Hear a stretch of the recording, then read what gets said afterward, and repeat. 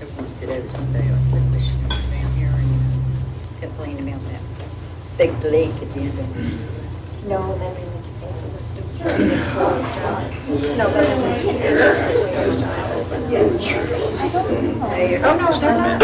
We're outside. That's what I said. Well, so that school, I heard it to be residential school, like there's gonna be all different things in there, like that's and then they'll sit outside, they'll have babies and they'll outside, or sit out. That's great. Yeah, that's what I heard.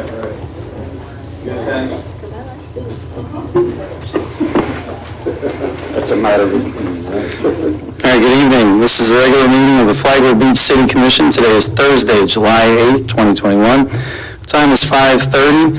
This meeting will be continued until all items are complete. I'd like to call this meeting to order. Mayor, if you could lead us in the Pledge of Allegiance. This will be followed by a moment of silence to honor our veterans, members of the armed forces, and first responders. Aye. Allegiance to the flag of the United States of America and to the republic for which it stands, one nation, under God, indivisible, with liberty and justice for all.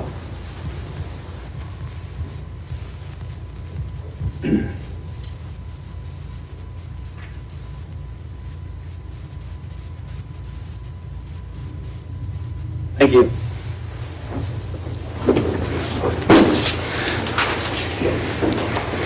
All right, just a little bit of housekeeping. If everybody could take a moment to look at their cell phones, make sure it is on silent vibrate or turned off, please. That includes you, Jane. I wanted to make sure. All right, and Mayor, we have quite a few proclamations and awards, so I'll turn this over to you. Okay, thank you.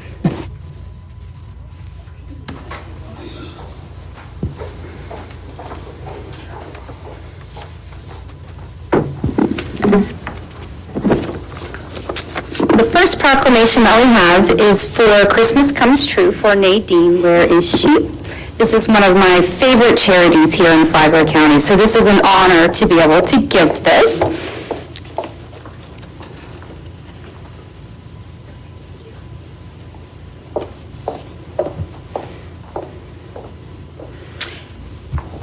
I actually might tear up with this one. A proclamation of the City of Flagler Beach recognizing the month of July 2021 as Christmas Comes True Month. Whereas family poverty transcends race, religion, and ethnicity, and is one of the greatest challenges not to only the family, but into the entire community, which suffers consequences of many effects on our children. According to the ALICE report for Florida, in 2018, 46% of households still struggled to make ends meet, while 13% of these struggling households were living below the federal poverty level, and another 33 were ALICE, assist, limited income, constrained, and employed. These households earned above the federal poverty level, but not enough to afford basic household necessities. Whereas Christmas Comes True is a nonprofit organization established in 2009 that addresses many aspects of family poverty in Flagler County, including food distribution, financial assistance with housing, utilities, transportation, furniture, home goods, and medical expenses. Since 2012, Christmas Comes True has provided over $98,000 in assistance throughout the year. Since 2009, we have provided a complete personalized Christmas experience for a total of 1,353 families with 3,793 children by providing a Christmas dinner, new clothing, toys, gifts, and Christmas stockings filled with hygiene products and goodies. Whereas Christmas Comes True is a nonprofit organization in Flagler County that provides free furniture and home goods through their Begin Again home goods store for families in crisis.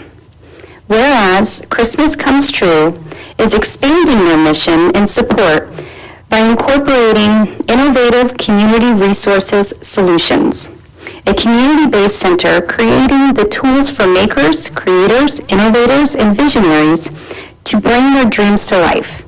A diversified, multi-generational collaboration to grow new careers and businesses.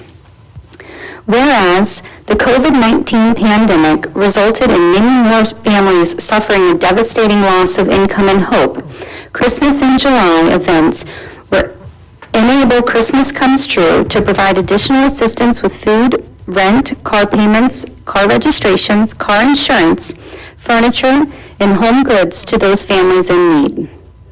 Whereas this resignation also allows the community to support working together to create an environment where people can share their time, treasure, and talents to help families who are affected by the year-long plus pandemic and its devastating effects. Now therefore be it proclaimed, myself and the City Commission of the City of Flagler Beach proclaim that the month of July 2021 is Christmas Come True month. Oh no, we thank you, Nadine. This is a community superstar right here. We have to get your picture. This is yours. We have to get your picture. Yep.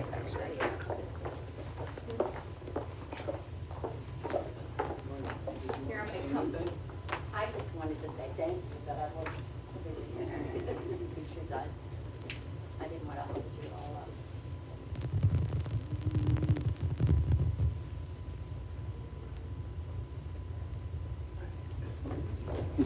Nadine, by all means, you are the podium. Okay, thank you. You can just circle. So I just want to say thank you to the mayor and the city council for recognizing Christmas Come True and all of our volunteers that work throughout the year to help raise money for Christmas Come True and for our families here. We are hoping to expand our assistance, and we hope to continue working with you closely. And I just want to say thank you to everybody that helps support us. I'd like to say thank you to Matt, because we're going to be doing the tickets for, Tools for Tickets at the end of July, so he's inclusive. And we have several events that are going to be happening this month to help us raise money so that we can continue to help the families throughout the year. So thank you. I deeply appreciate it.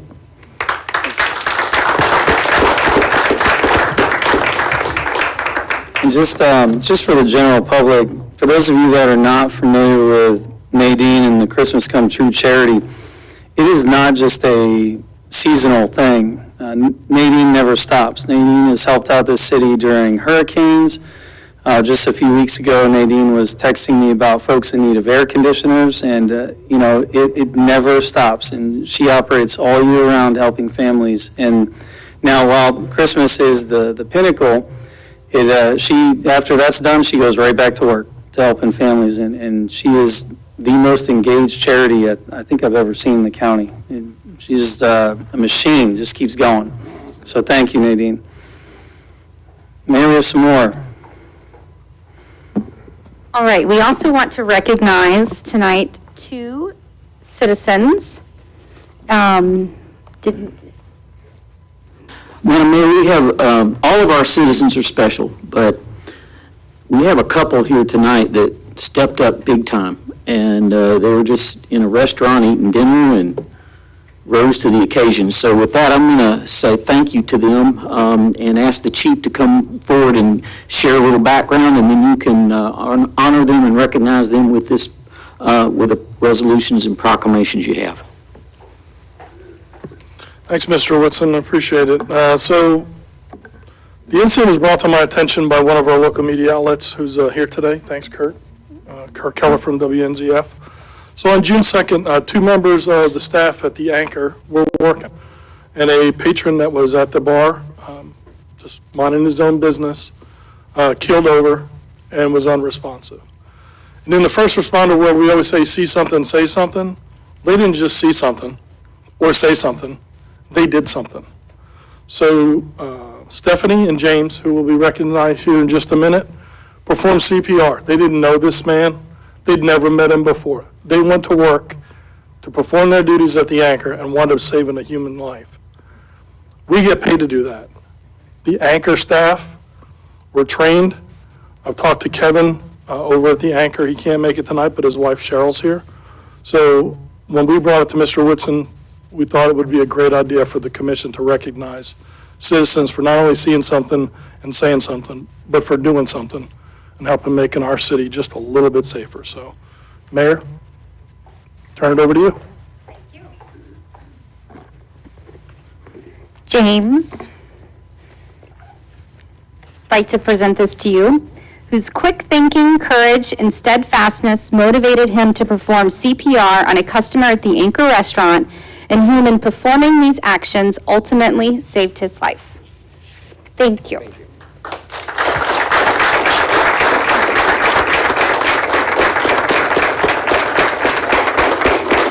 And Stephanie?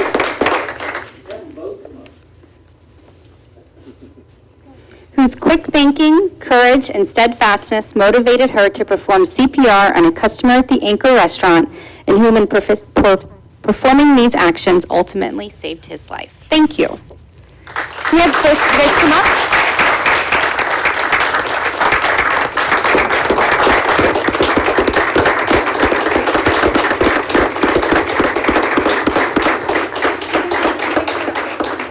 Yeah, can y'all come out? Mayor, can you come up also? Cheryl from the anchor is here. Does she come up? Oh, come on up. As you can see, James is a veteran of the United States Navy. Proud to wear that hat too, right?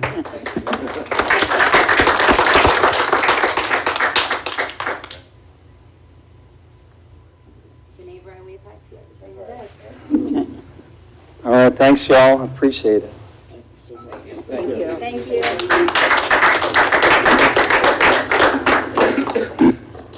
All right, we have one more. This is a certificate of appreciation. And did you had a couple words from Don Deal to share, or I can read?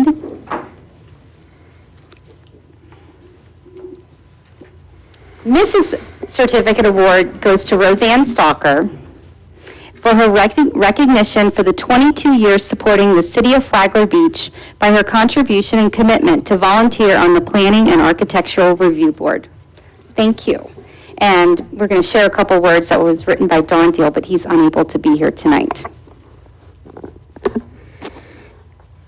Okay, Ms. Roseanne Stalker, this is from Don Deal, the city's chairman of the Planning and Architectural Review Board. And he writes, Roseanne, I reflect back over the last 20 or so years ago when you and I first appointed to the PARB, meaning the Planning and Architectural Review Board. Over those many years, I always look forward to your comments. Your response was always both insightful and logical. You brought both tangible and intangibles to the table for discussion. Your focus was always what was best for the city as a whole, rather than any special interest. As we move forward in a direction without your PARB presence at the dais, I thought it was only fitting to give you a copy of our upcoming LDR draft, Land Development Code draft. I am sure you will have internet as you and Thomas sail the Caribbean or ski and hike the Swiss Alps. Surely you will have some free time to weigh in on our LDR rewrite, which is my understanding only a little over 600 or so pages. Only kidding. Your participation on the PARB will be truly missed. We wish you and Thomas the best in your world travels. Don Deal.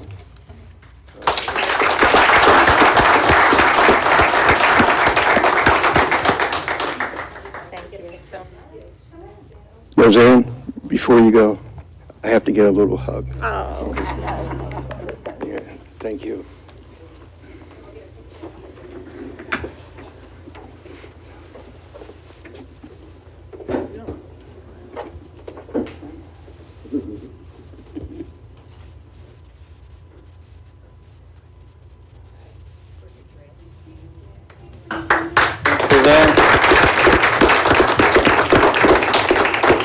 Thank you so much, Mayor, Commissioners, Larry Torino, citizens. 22 years is a long time. I don't want to be the silly person that cries because I'm leaving the planning board. But it is like a family. It's been a long time. seen a lot of changes and love our city. Thomas and I will be just taking off traveling, don't want to schedule, and that's why I'm leaving, but we'll be back because when it's time to settle down again, we'll be here. So thank you for your support and just for this nice recognition.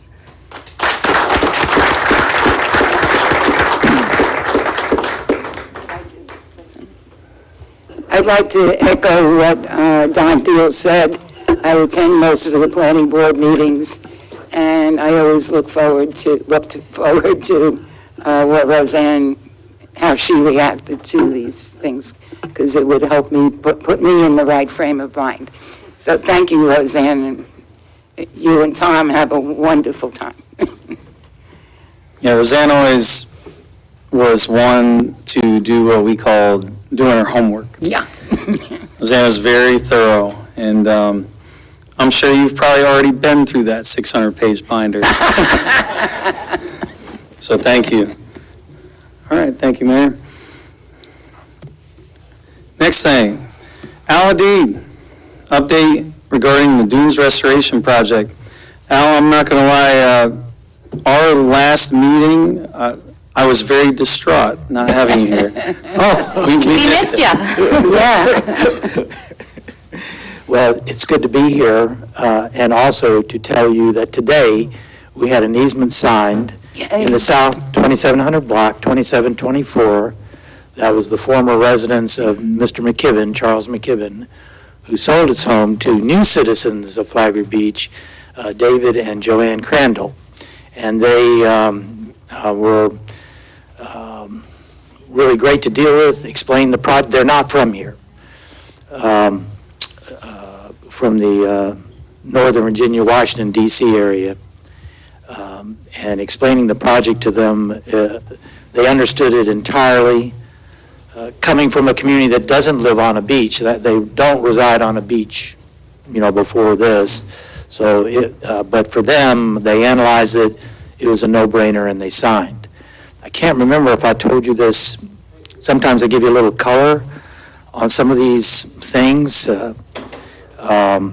When he was looking at the property, he was very surprised to find in a purchaser mode that an easement had not been executed, because he did his research, did his due diligence, and he asked the realtor, the listing agent, I don't understand, why wouldn't the owner sign the easement? And the agent said, well, I don't know, I have to get back to you.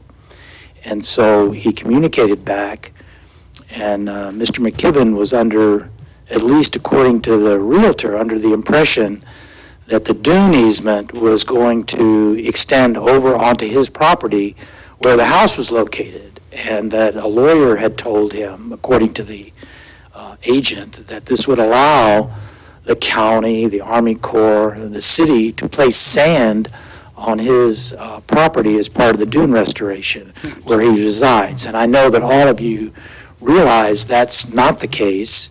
It's been made very clear.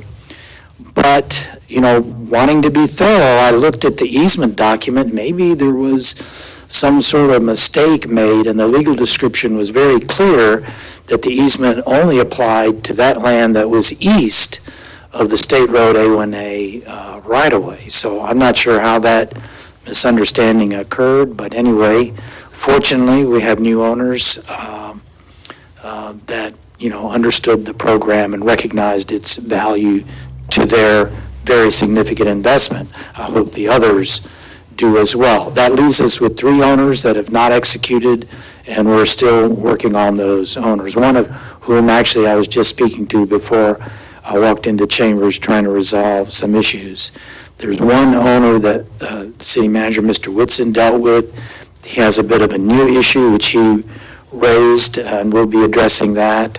So we're still working on trying to address all their concerns, again, with the singular goal of getting the project moving forward and without having to file anything in the court to take anybody's easement rights by government. Any questions? Oh, and we do have, coming up on our Monday agenda, we do have the finalization and approval of the grant. I've mentioned it a couple of times. It was in process with the Department of Environmental Protection. They're providing us $3.7 million to do the beach renourishment for the length of Gamble Rogers State Park. So that completes all of our funding for the entirety of our, 5+ mile project. So Mayor, I'll be happy to answer any questions. Mayor, Commissioners, any questions for Al? No, thank you for the information. Thank you. And you have active conversation going on with 2 out of the 3. I would say that's positive. Yes, yes. Well, I wish I could, I think I might talk to Nadine King before I leave, see if I can enlist her persuasive talents. Anyway, We appreciate it, sir, and we're glad you're back. thank you, And definitely thank you for the good news. thank you. It's great. All right, next item is deletions and changes to the agenda or potential action items that will get brought up under Commissioner Mayor comments. Do we have anything at I all? have one thing I'm going to bring Commissioner up. Mealy? Under commission comments, I'm going to ask us to think about what happened in Surfside, I can never remember which it is. I have concerns about what condition our high-rises are in, and if there's something we can do. Okay. I have a basic plan, but doesn't involve city or city staff or anything like that. Got our city manager very nervous yesterday. All right. What's she getting us into? Any other changes or additions? Yeah, during commission comments, I wanted to have a discussion and try and reach a consensus on the replacement of the monument at Veterans Park for the veterans. Okay. Mayor, Commissioners, anything else? Okay, I have one item that I'll be bringing up under Commissioner comments regarding fireworks. Regarding, Fireworks, okay. which will be more of a consensus. And Penny, is there anything else that we need to know about?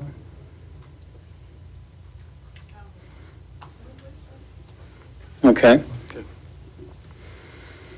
All right, next we'll be moving to public comment. This is comments regarding items that are not on the agenda. Citizens are encouraged to speak, however, comments should be limited to 3 minutes, and then we ask that you lead off with your name and address, please.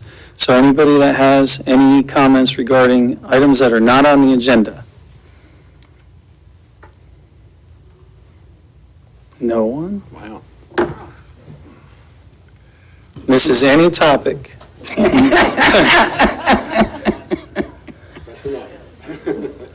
Mr. Pizzoli, You had a beg. all right, if you can just state your name and address. Joseph Pizzoli, 313 North 8th Street. Just reflecting upon the Surfside incident, which was very unfortunate. As an architect, I often have my structural engineer remind me that after we're completed a building, I should be writing a letter to my clients telling them that they should be doing a structural maintenance assessment every 4 to 5 years. That may go to many owners, but it doesn't really happen very often. I know that the past city manager asked me to do an assessment of the city-owned pier, Funky Pelican, but that never came to fruition.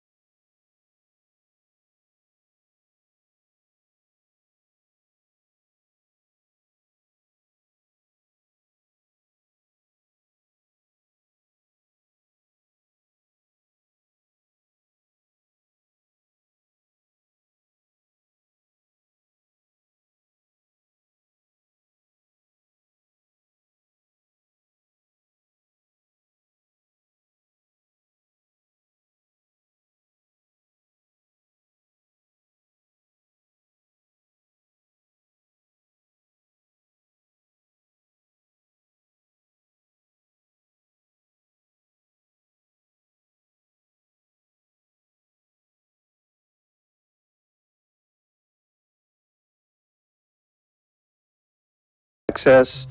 And where we do have a bench on the west side of the platform, that's one bench, we are proposing that we cut a section out of it, make it 2 small benches in the middle of it with a piece of plexiglass on the backside, be actually an observation area that someone in a wheelchair could use on the platform.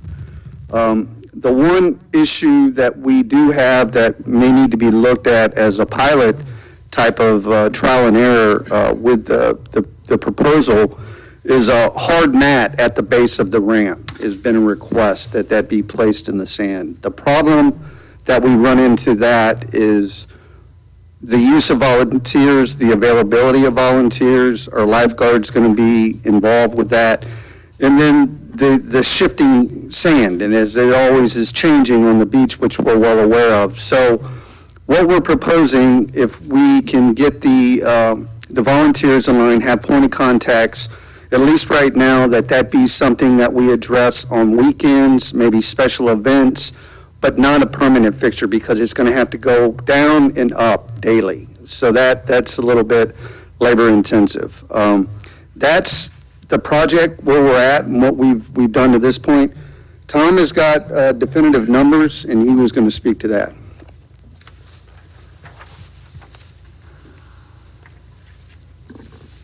Okay, I believe the quote numbers were in the agenda packet, so you've got a copy of what we're looking at here. And we basically, like Chief Pace said, we divided the project into 3 separate areas there. The actual changes we would like to make with the handicap parking area, we got a quote for about $832 to put in the second space, redo the lining, and do the proper signage up there. The quote for the final part, or the part on the beach, was just over $4,000 for a beach access mat. And we thought that the cutout to make the observation area up on the deck is something we can do in-house, and our maintenance staff can do that. And that would just be the time and materials put in from the city there. And Commissioners, Mayor, any questions for Tom? And May, I'd like to add that we believe that Flagler Strong would assist us with the cost as well as the county. So we have a couple of partners for the mat portion of the project. For the mat, not for the handicap spot? Correct. Okay, my first question was about the handicap spot. $550 seems like a lot of money to create a handicap spot. That's not something we can do in-house. I forgot to talk to you about this yesterday.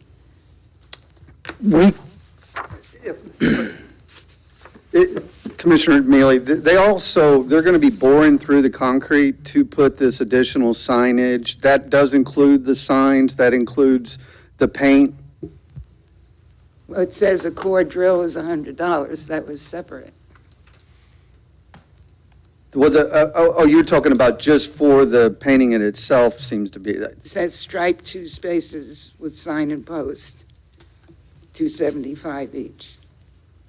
Right, yeah, yes, that is the cost of that for the painting, yes, ma'am. And again, that's not something we can do in-house.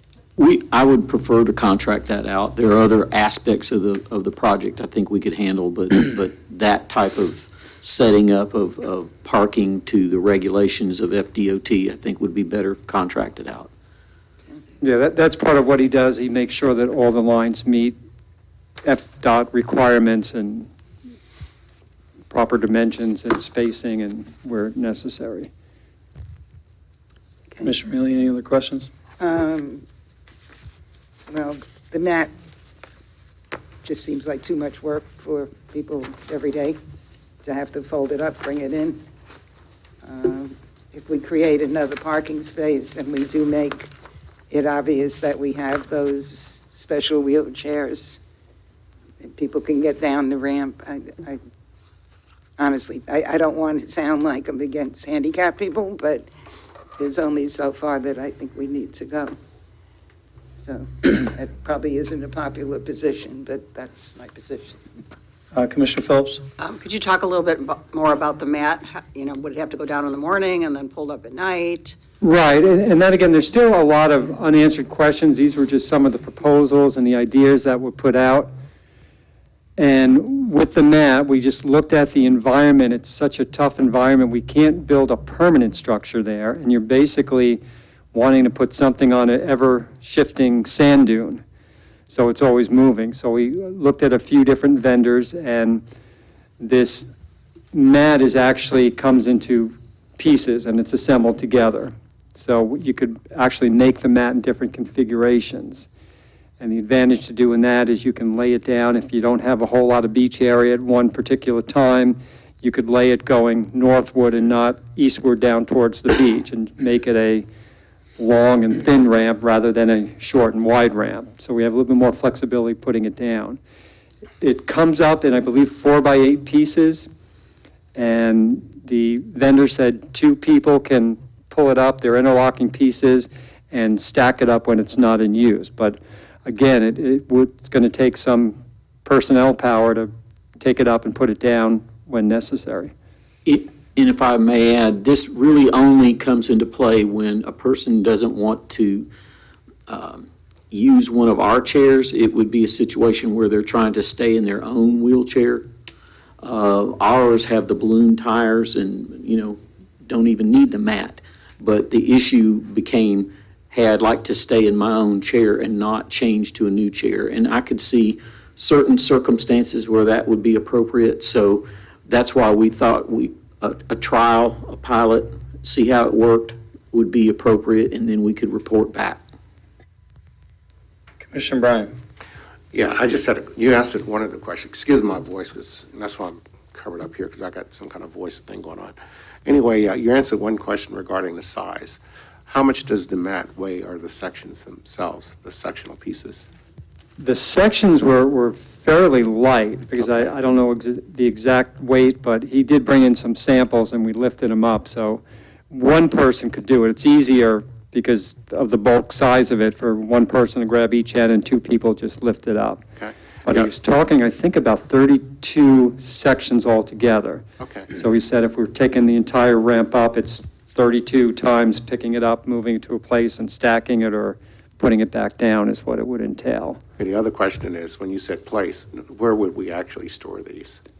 We could stack them on the west side of the ramp as the ramp goes down to the beach, just on the west side of the railing. And he said the advantage to stacking them up is they're all in one place there, and it's where you need them. If we have a storm surge, I won't mention that H word, but if we have weather conditions where we need to get them off the beach completely, it's something you can put in a trailer and back of a pickup truck and just take them up off the beach and then bring them back down on the beach when we're finished with them. Okay, and the last question is, did we look at any other types of products? Because when I was in Hilton Head, they actually had a mesh type material that was laid out. You could actually roll the wheelchairs on it, bicycles and these kinds of things here. It was down permanent, but it would also could be rolled up, which might be more cumbersome, but I was just looking at other types of products that might be out there. And that's what this is basically the mesh mat, but it's in pieces rather than a roll. And we thought that trying to handle one entire roll is just too much, and we like the flexibility of being able to do it in modular pieces. Okay, I mean, I'm concerned about cost too, but I'm also concerned by the fact that there are a lot of handicapped folks, and I spend a lot of time out at the pier, and I haven't seen anyone actually trying to get down there for obvious reasons, but I think it would be incumbent on us, especially with more people moving into the area, that we have accessibility for handicap, because it's just something we have to do. It's ADA, and we have some things that we're doing, but I don't think we're in total compliant. And if I had a family member that was handicapped or something, I would be a little put out if we couldn't actually get them down to the water where they could enjoy it. Okay, thank you. Mayor Johnston? My comments are, Flagler Beach, we currently do have a process in place for ADA. We have our investment in the ramp. We have our investment in the balloon chairs. Flagler Strong came to the city looking for a way to help. And this was something that they brought to us. And I understand saying that they would help fund, and there's also different ways. But they're putting that monkey back on our back. And if this is something that they want to do, they're putting the responsibility of picking up the mats, taking care of the mats, making sure that they're out on certain weekends, holidays. Maybe this is something that we help them with instead of them helping us with the funding. And they have a team of volunteers to put the mats out, and we can just provide the storage space. Because to me, this was their idea. And now a group is coming to the city saying, we have an idea and now we want you to do it. And maybe this is something that they should be presenting to us and asking us for assistance with. Just my 2 cents. It's valid. Commissioner Bellhammer? Yeah, I agree with your thoughts on that. Part that puzzles me is that we have a ramp to get you down to the sand. And the balloon tire chairs would work to get you to the water. Now, if we add this, it's not going to get them to the water, right? No, we can't have the ramp go all the way down it's to the really, water. I don't know what the real advantage of doing this is, because the ramp we have now just runs into the sand, and it's, that's my thought on it. I think it's a lot to do on a daily basis, but I'm certainly not against it totally, but I just don't totally understand how much of an advantage it provides. My thoughts on, You forgot, Debbie. oh, Debbie, you had one more thing? Okay. Tom, maybe I missed this. So these mats would go down every morning, or just when somebody comes in a wheelchair and wants to use it? That's something that we hadn't decided yet. One of the proposals was we'd put it down there and every morning put it out and take it up when we're done. Okay. Another proposal was if someone needs to access the beach, they could call ahead and ask, can you put the mat down for us? And this way we know when we need to put it down, and that would make it a lot easier for us. And again, that's the idea in trying it as a pilot, if we could get the funding to purchase them. And the distinction here is, if you're in a wheelchair, you might not be physically able to change to the balloon tire. That's the issue, and that's when you would need the mat. So that's, the idea is, do we want to try a pilot where someone could stay in their own chair versus transferring into the chair that has the balloon tires? Well, the thing is not everyone's handicap is going to be applicable to the balloon tire. I mean, there are different types. You have quadriplegics, you have individuals that have different kinds of handicap. And there are many individuals that have to stay within their own particular wheelchair. Yeah, that's the issue. I have a comment about that. I dealt with my handicapped mother who was in a wheelchair, but she had to get into the wheelchair or from the wheelchair to the car and from the car to wherever we were going. So unless they have a special vehicle that they can ride their wheelchair up onto, they do have to get out of the wheelchair to get in the car and then out again. ADA only has so many requirements. We are already meeting. Well, I'm just, I'm not We disputing. only have to do what's reasonable, or whatever words like that they use. I understand. I'm just making sure that we take in consideration a lot of individuals, because there are a lot of individuals that are confined to a wheelchair. You have a parent, and I've seen one out on the pier. You have a child that's handicapped. This guy can actually pick his son up. Suppose there's a mother that's the size of this lady here who has a child that's handicapped, and they can't pick him up and put him in a wheelchair, or an individual can't pick them up. And I'm just using it all different kinds of scenarios here, because I think we need to be cognizant and more. I think we should just give it a trial to see what happens. Right. There's so many different degrees and types of disabilities that there's not a one-size-fits-all solution to this issue here. So we're trying to just make it accessible to as many different people as we can. Hold on, my turn. That's the trouble with being the chair. Yeah. So I have a couple concerns. Number one, this is going to be and Mayor, this was to your point, this is going to be a large labor expense. If it was going to be at certain times, this would need to be prearranged times, meaning more than a couple hours. We can't pull lifeguards out of chairs to go work on mats. We can't do anything like that. This would have to be almost as a reservation thing if it was going to be like that. It's still a large labor drain for the city to lift up, take down on an ongoing basis. If it was to be daily, you're talking hundreds of hours, and we do not have that budgeted. The other concern that I had is when this is down, this will not be ADA compliant. To be ADA compliant, it is not just for wheelchairs. It must be for all disabilities, which involves rails, handrails and grab rails, and it must meet criteria for bevel and slope, and also just general stability. When you step on these panels, they cannot shift. If somebody is in a walker or anything like that, if you have a shifting panel, they're going to go down. And now you don't have a grab rail to help even get them back up. If we move forward with this, and doing it as a pilot will not get you out of a liability lawsuit if it's done wrong. So whatever we decide to do, it must be done to meet all ADA requirements.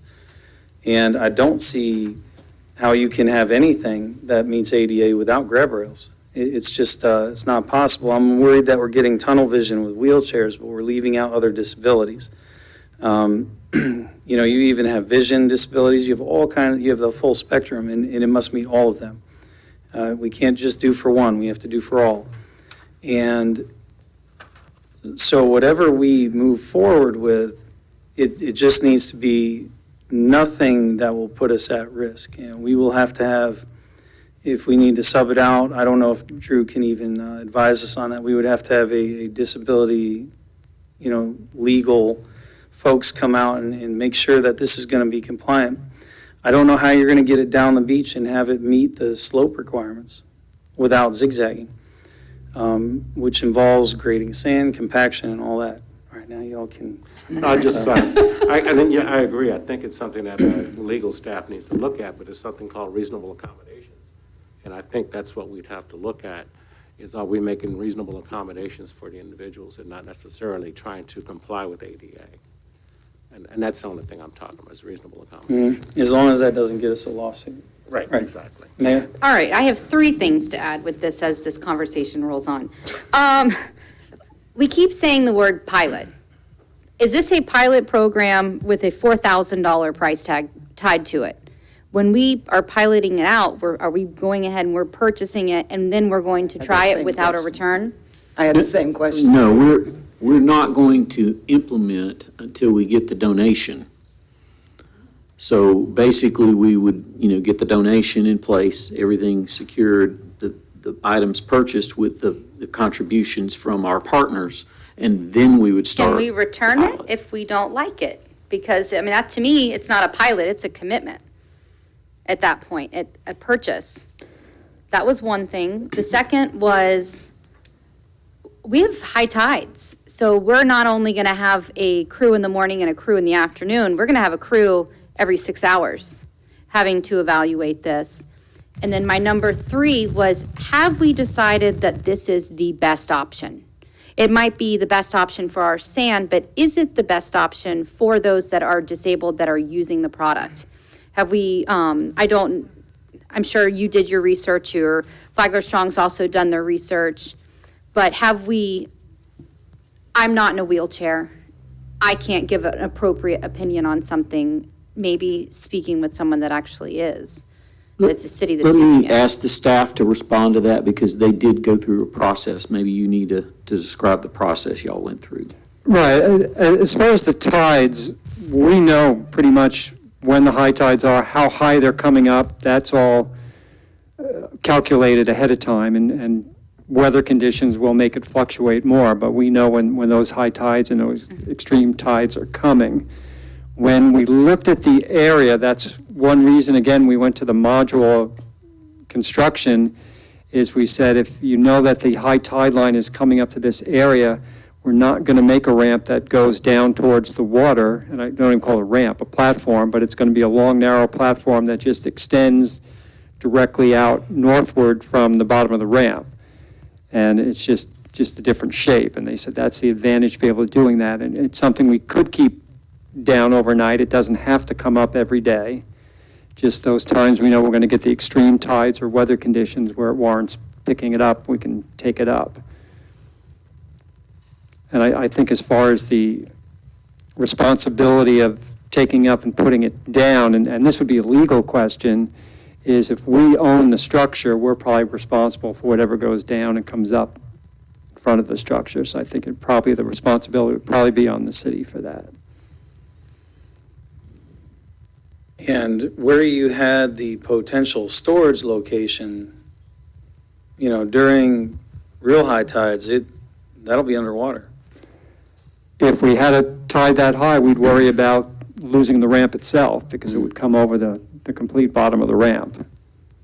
And that would be our nor'easters and other things I don't want to mention. Question, City Manager, are you looking for any type of consensus, or is this just an update? This was an update. I'm looking for consensus that we should try a pilot. If you want to table it and have further legal review, that's certainly an option. We wanted to have the conversation. We had these offers. These gentlemen have engaged Flagler Strong and the county in the conversation, and you guys have probably had, 5 or 6 meetings? Correct. So, it was time to bring something forward so we could, figure out what direction we were going. Okay. Before I look for a consensus, let me open this up to public comment, please. Can I say 2 more things Go ahead. before you, I'm sorry. No, you're here. Tom, would this in any way interfere with the turtle nesting? That's another thing we talked about, taking up and putting it down during turtle season. We'd have to check with Turtle Patrol to find out whether that's something we'd be allowed to do. Okay. And I've gotten more emails or phone calls about having additional handicapped access north and south, as opposed to more in the center of town. Somebody lives on North 20th Street, and instead of driving down to the currently one parking space that's probably going to be filled. Well, the one reason we're getting the response from the county that they want to help us out financially with this project is they looked up at Varn Park, and the dune is just too high up there to make it feasible to do something like that. Yeah, well, I'm not talking that far north, because that's not... But even as you get up to North 20th Street on the north side, the dunes are much higher up, so to build a ramp to go down, you need a certain slope, and it's going to have to be a much longer access to get down to the beach. Right, but anyway, I just thought, if we could put some effort in same on the south side. Those are the kinds of complaints I get, mostly. Just thought I'd put it out there. I do know that it's been discussed numerous times in the past about additional locations and things like not having paved parking spots and accessibility issues with the walkovers and not getting the approvals for an expanded footprint has always been a hurdle. And city manager, you can give us your thoughts on that. I don't think there's any way around that at this point now, is there? There is not. In fact, we're in a battle right now with Fish and Wildlife Conservation and DEP over 2 funded walkovers that we have money to do, and we can't get them to agree on what the rules are. So, it is a very difficult situation during turtle season because that's what the dispute is about. And I had a conversation with the head of DEP for our area the other day, and he was proceeding to tell me that 6 inches was a big deal to him because what they're trying to do is narrow the access to the beach as much as possible to allow the vegetation and critters to grow in these areas to reestablish the dunes. So they're really, really, really strict. Got it. Any other comments before I open this up before public comment. Go ahead, Commissioner Phelps.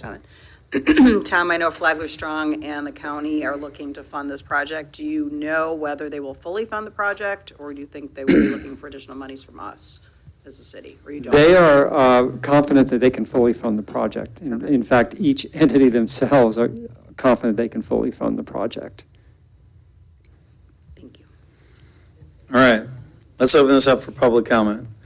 Any members of the public wish to speak on this agenda item? You can come on up. If you can, please state your name and address and limit your comments to 3 minutes, please. Oh, it'll be much quicker than that. I'm Nancy Shelton. I live at 1336 North Daytona Avenue. And I am just listening here, and you may have already done this, but I am wondering if indeed any investigation into federal grant money has been sought for this project. Thank you. City Manager, would you like to answer that? Yes, we have not. The federal government basically is very, very difficult to deal with, and I'm not aware of any programs that a project like this would qualify for. The funding that we have is more local and is 100%. And if you go to the feds, a lot of times they want you to match it. So it's much better to just work with the local partners in this particular case. And this is a low-ticket item, too. Yes, I mean, you're talking $5,000. I mean, they round off in numbers like that, so. Any other members of the public wish to speak on this agenda item? Come on up. If you can, please state your name and address. I don't remember, I think I've been here before about this problem I have at the end of my street, 12th and Daytona. I have a lake. Ma'am, can you state your name and address, please? Sarah Rapetti, 222 North 12th Street, Flagler Beach. I've been here for like 25 years, and I love Flagler Beach. At the end of my street, for the longest time, it's like a lake, okay? It's right at 12th and Daytona. And sometimes the cars come down. I'm on the corner, and they don't want to go through it. That's how bad it is. And even people with carts, you know, to go through it, I've seen other streets, I know there is some, but this is absolutely terrible. And then they come down and they turn around and go in my driveway and back around and go around because they don't want to go through it. Okay, the city manager, you got to know that. We're only on the subject of the handicap access, but you can make a note of that. Oh, I thought it was for anything. For anything regarding this item. Oh, all right, well, Right. that's whatever, you know. Okay, but we got you though, so thank you. Yeah, we have that information on how to contact her. Okay. All right, any other members of the public wish to speak on this agenda item? Come on, sir. Robbie, if you can, name and address, please. I think I remember it. Robbie Robert, 600 Cumberland, Flagler Beach. I'm a daily walker at least once, sometimes twice a day, up and down the beach boardwalk. I park at 6th Street and my golf cart at 6th Street and A1A every day next to the handicap spot where the dead bush is, that I'm a little upset they didn't replace when we went through all the trouble of repainting the handicap pad that never has anybody parked in it there. And, or rarely, I should say. There was a truck there this morning for a little while. But I rarely see that parking space being used. And I'm not opposed to us having more parking for handicap, but I just think maybe the city ought to focus more on that 80% in the middle than, you know, back and forth. We're meeting our ADA requirements. I think you all agreed on that already. So if we have a specific person that's a resident here that needs that help, I'm all for that. Let's put it on the end of his street. Why make him, you know, drive down to the CBD? You know, I think that's wonderful, but, you know, put it right here in the city beach on the speculation that somebody might use it. Do we have a list standing of people that want to be able to use it? Or are we just doing it on speculation? So just ask you to consider that. That's it. All right, thank you, Robbie. Any other members of the public who speak on this agenda? Come on up, sir. If you can, please state your name and address. James Sullivan, 319 North Flagler Avenue. I concur with the mayor, Mr. Brower, and Lady Jane. Excuse me. Lady Jane, that's a new one. I like that. I like what every one of you had to say. Indeed, I've been here in Flagler since 1982. I love Flagler Beach. There's no place like it in the entire world. People I know from that have gone to Hawaii and come back here said this is the place like Hawaii on the East Coast, okay? I grew up in South Florida, where you have overgrown populations. You have all kinds of stuff, and where nothing was planned. Put up, then to put a park in, you have to buy buildings and tear things down, okay? Flagler and in Flagler County has never been that way. We have had the, just getting ahead of myself, excuse me. We've had the wheelchair ramps for 30 years here. We've had the beach wheelchairs for the same amount of time, okay? All the time that I've ever been coming to the beach, and I love coming to the beach, and particularly the summertime, spend most of my time there, okay, out here, between North and South End.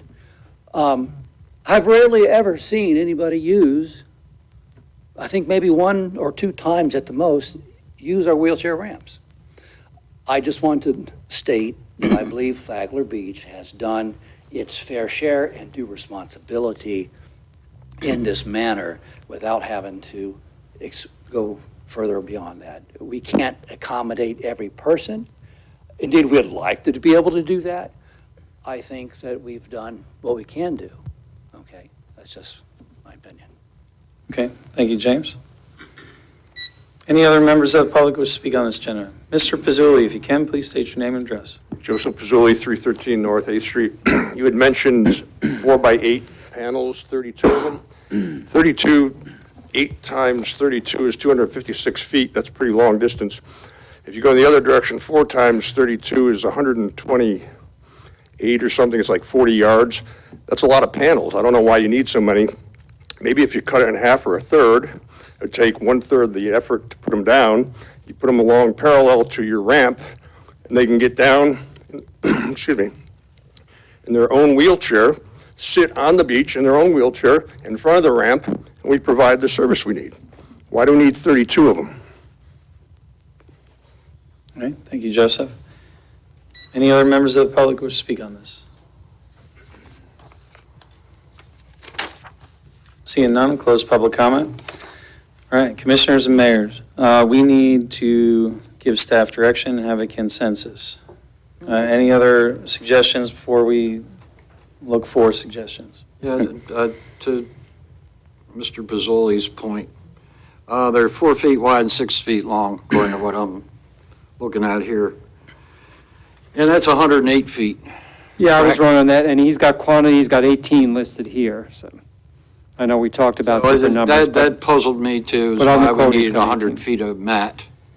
Unless we put them double wide, and I don't know why you need more than 4 feet wide. Just seems to be, just wanted to follow up on Joe's point. I did have it written down, forgot to bring it up. Potential, Commissioner Phillips, go ahead. Tom, to the gentleman's point, do we have any data on how many people ask for a ramp that are in a wheelchair? We don't keep any written data on that. I know that the wheelchairs, I know they're used. They're not used every day, but there are sometimes, rare times, there'll be more than one out at a time, but sometimes there'll be, on busy days, we'll have 2 or 3 wheelchairs out on the beach. Okay, are people asking to stay in their own wheelchairs, or are they willing to accommodate with the beach wheelchairs? People that want to go on the beach are asking for the beach wheelchairs, because that's really the only way to maneuver on a beach. You need a beach wheelchair with the big balloon tires. A regular wheelchair just isn't going to make it down on the beach. Thank you. All right, so Commissioner. I'm going to make, it's not a motion, I guess we need consensus, but I'm interested in the additional parking space and the change to the deck, but not the rest of it. We have 3, the upper viewing deck where they were going to make more room for a wheelchair to be placed there.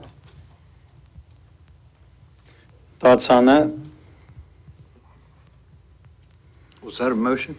That's consensus, It's supposed to be so, yeah. consensus. It's almost a motion.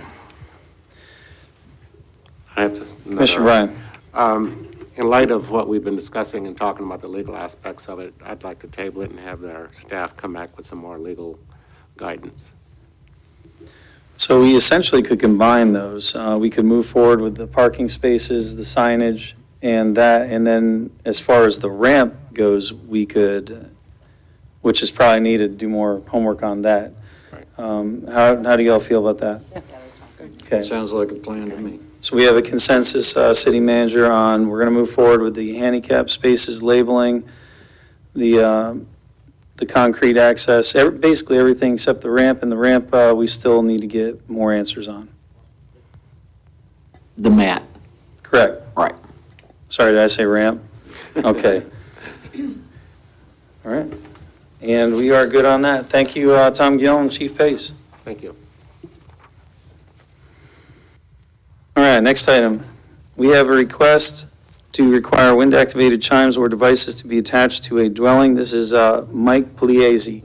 Mike, if you can, I'm going to let you kick it off if you'd like to come up and talk to us about your agenda item, and then we will turn it over to ourselves and staff. Michael Pugliese, 119 Lantana Avenue. My request is to have the wind-activated chimes attached to your dwelling. This is not to restrict or infringe or, on anybody, right, to enjoy their homes. If you put chimes on your house, you hear it from your house.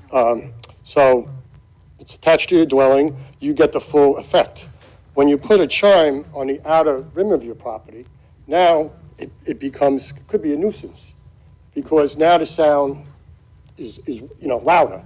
Because attached to your house, if it's on a wall, you don't get three winds, three things.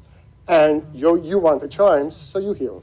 When you start putting them on trees, your backyard trees, your boat docks, now on a chime, there's no on or off switch. So there's nothing to turn them on, to act or to lower them. So on your noise ordinances, you have the persistence of sound generated by some sources constitute a public nuisance.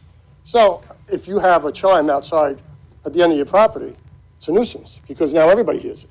If it's attached to your house, nobody cares, it's attached to your house. So it just doubles the sound. Then you have existing enforcement mechanisms have not been fully effective. So you really haven't done anything, you can't really do anything with a noise. So this is a noise ordinance. But if you get all the way back to, sorry, my paperwork here. Section 1329, other noises. Some sounds may be such that they are not measurable or may not exceed the limits, but they may be excessive, unnatural, prolonged, or unusual. If you got a windy day, this is the beach. September, October, those chimes can go on all day. So to me, I'm not saying you can't have them, just put them on your property, put them on your house. That eliminates all the noise that would go, further out. Because if you call the city up, my wife called the city and said, oh, it's noisy. Oh, get a cop over with a noise thing. First of all, I'm not going to call a policeman to do that. Second of all, it's not an everyday occurrence. So, like I said, I'm not against having it, but if there's some kind of an ordinance, that the wind-activated things had to be attached to your dwelling. This way, it eliminates other people from hearing your noise.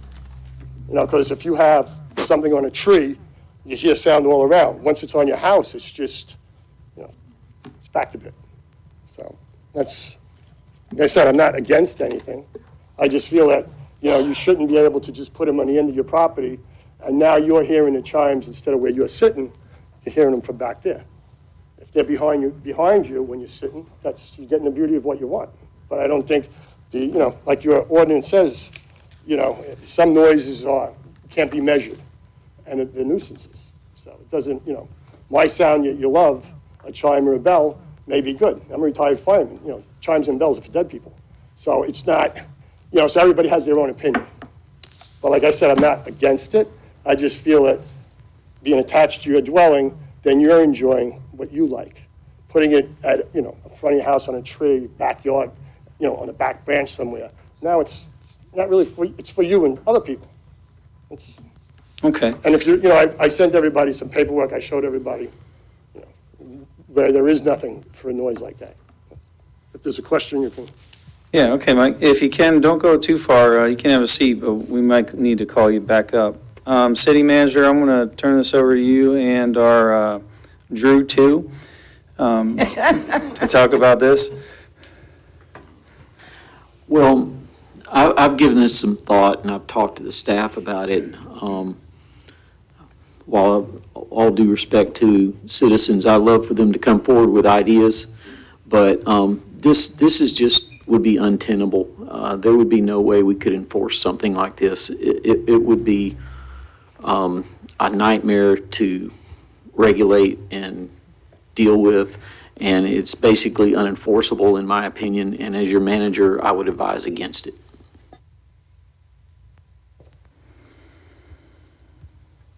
Drew, too, any comments? I love it when I get to say something. Well, the answer is, yeah, this is going to be a difficult problem for a couple of reasons. First, you already have, I'm confident, people who have wind chimes. And again, forgetting that the original idea, as I understand it, was about boats. Talking about people right now who have maybe wind chimes in trees or on tree houses, as it was mentioned, or on a post in the ground somewhere. There's this little concept called ex post facto laws made after the fact to outlaw something that's already happened. They're unconstitutional. And so whatever you have that exists, it's going to exist. And then you have this other. So you would create people who are non-compliant with existing code, but you wouldn't be able to fix it. You might be able to keep them from bringing more or new ones, perhaps, but you're not going to be able to solve the existing issue, which is going to create a different problem. And that problem is one which citizens come in and say, well, now you got this ordinance, I want to go after that guy, and then you're going to have to spend out telling them you can't really do that because they already had it there. And that would include whoever it is that is causing Mr. Puglisi concerns. And of course, then the issue is, he said, well, on somebody's dwelling or home is different. Well, does anybody in the city, I don't know, I really don't, live in an RV? I'm guessing that's probably true, because that happens even in Ponce Inlet, one of the places I represent. And other things of that nature. It's a thing. I don't know if it exists here, but people actually live in tree houses. There are the shows about building tree houses, So again, whether that happens here, I don't know. But one person's treehouse is somebody else's dwelling. Somebody's RV is somebody else's dwelling, and so forth and so on. So it's fraught with problems. And you have a noise ordinance, which, as I understand it, is tied to what is or isn't a nuisance. And as an example of where that becomes a problem, he said, well, it's a nuisance because it's affecting more than just you. Well, if you have a smaller lot and a smaller home, and you're right next to a much smaller lot and a smaller home, doesn't really matter where you put it if you're going to listen. I've got a cabin up in the mountains. I've got really, really loud wind chimes, but there's nobody around me for 2-3 acres on either side. So not a problem. I know later, somewhat maybe interesting to some people is the development that's on the backboard back there. Those apartments are their homes. Do they have any outside apartments where the little balconies where they could put a wind chime? Again, you can start to see the problem. And so as much as I appreciate the issue, when you have noise issues, forgetting the cause of the noise, they're generally regulated by ordinances that are like yours, or alternatively are based on things like decibel readings and things that you can actually measure, which is made 10 times more difficult in an oceanside community where you have ambient noise of wind all the time. You're in you have residential areas right close to commercial areas where bands play and on and on and on. So it's an area that is, I would love to offer a brilliant solution, but there isn't one except to say this is probably something you should stay out of. That one point you brought up is is pretty big. So basically, if the ordinance is changed, anybody that has that now is basically grandfathered, in layman's terms. Well, because it exists in a co-location. Again, if you had a noise ordinance that was based on decibels and someone could go out with a reading and stand at the property line, but it exceeds our numbers, different story. But as I understand your ordinance today, that's not how it works. And so, yeah, you could regulate unlawful noise, and you could change the ordinance in terms of how noise is done. But beware, because when you say, well, we're going to set a standard that will definitely pick up wind chimes, it'll also pick up the band down the street, it'll pick up someone blowing a horn, it'll pick up a whole lot of different things that aren't the intention, because decibel readings don't care where the noise comes from, they just care how loud it is. So, but the actual moving of the device, it is where it is. It's like saying, they built the house, it was within the setbacks, now the setbacks have changed, you got to move the house. No, it doesn't work that way. Again, to my point, it's just too complex. It's unenforceable practically. Okay, thank you, gentlemen. All right, commissioners and mayor, thoughts, questions? Commissioner Bellinger. I'll let her go first. Oh, I was just going to ask, have you asked your neighbor to remove the wind chime? That seems like the simplest solution.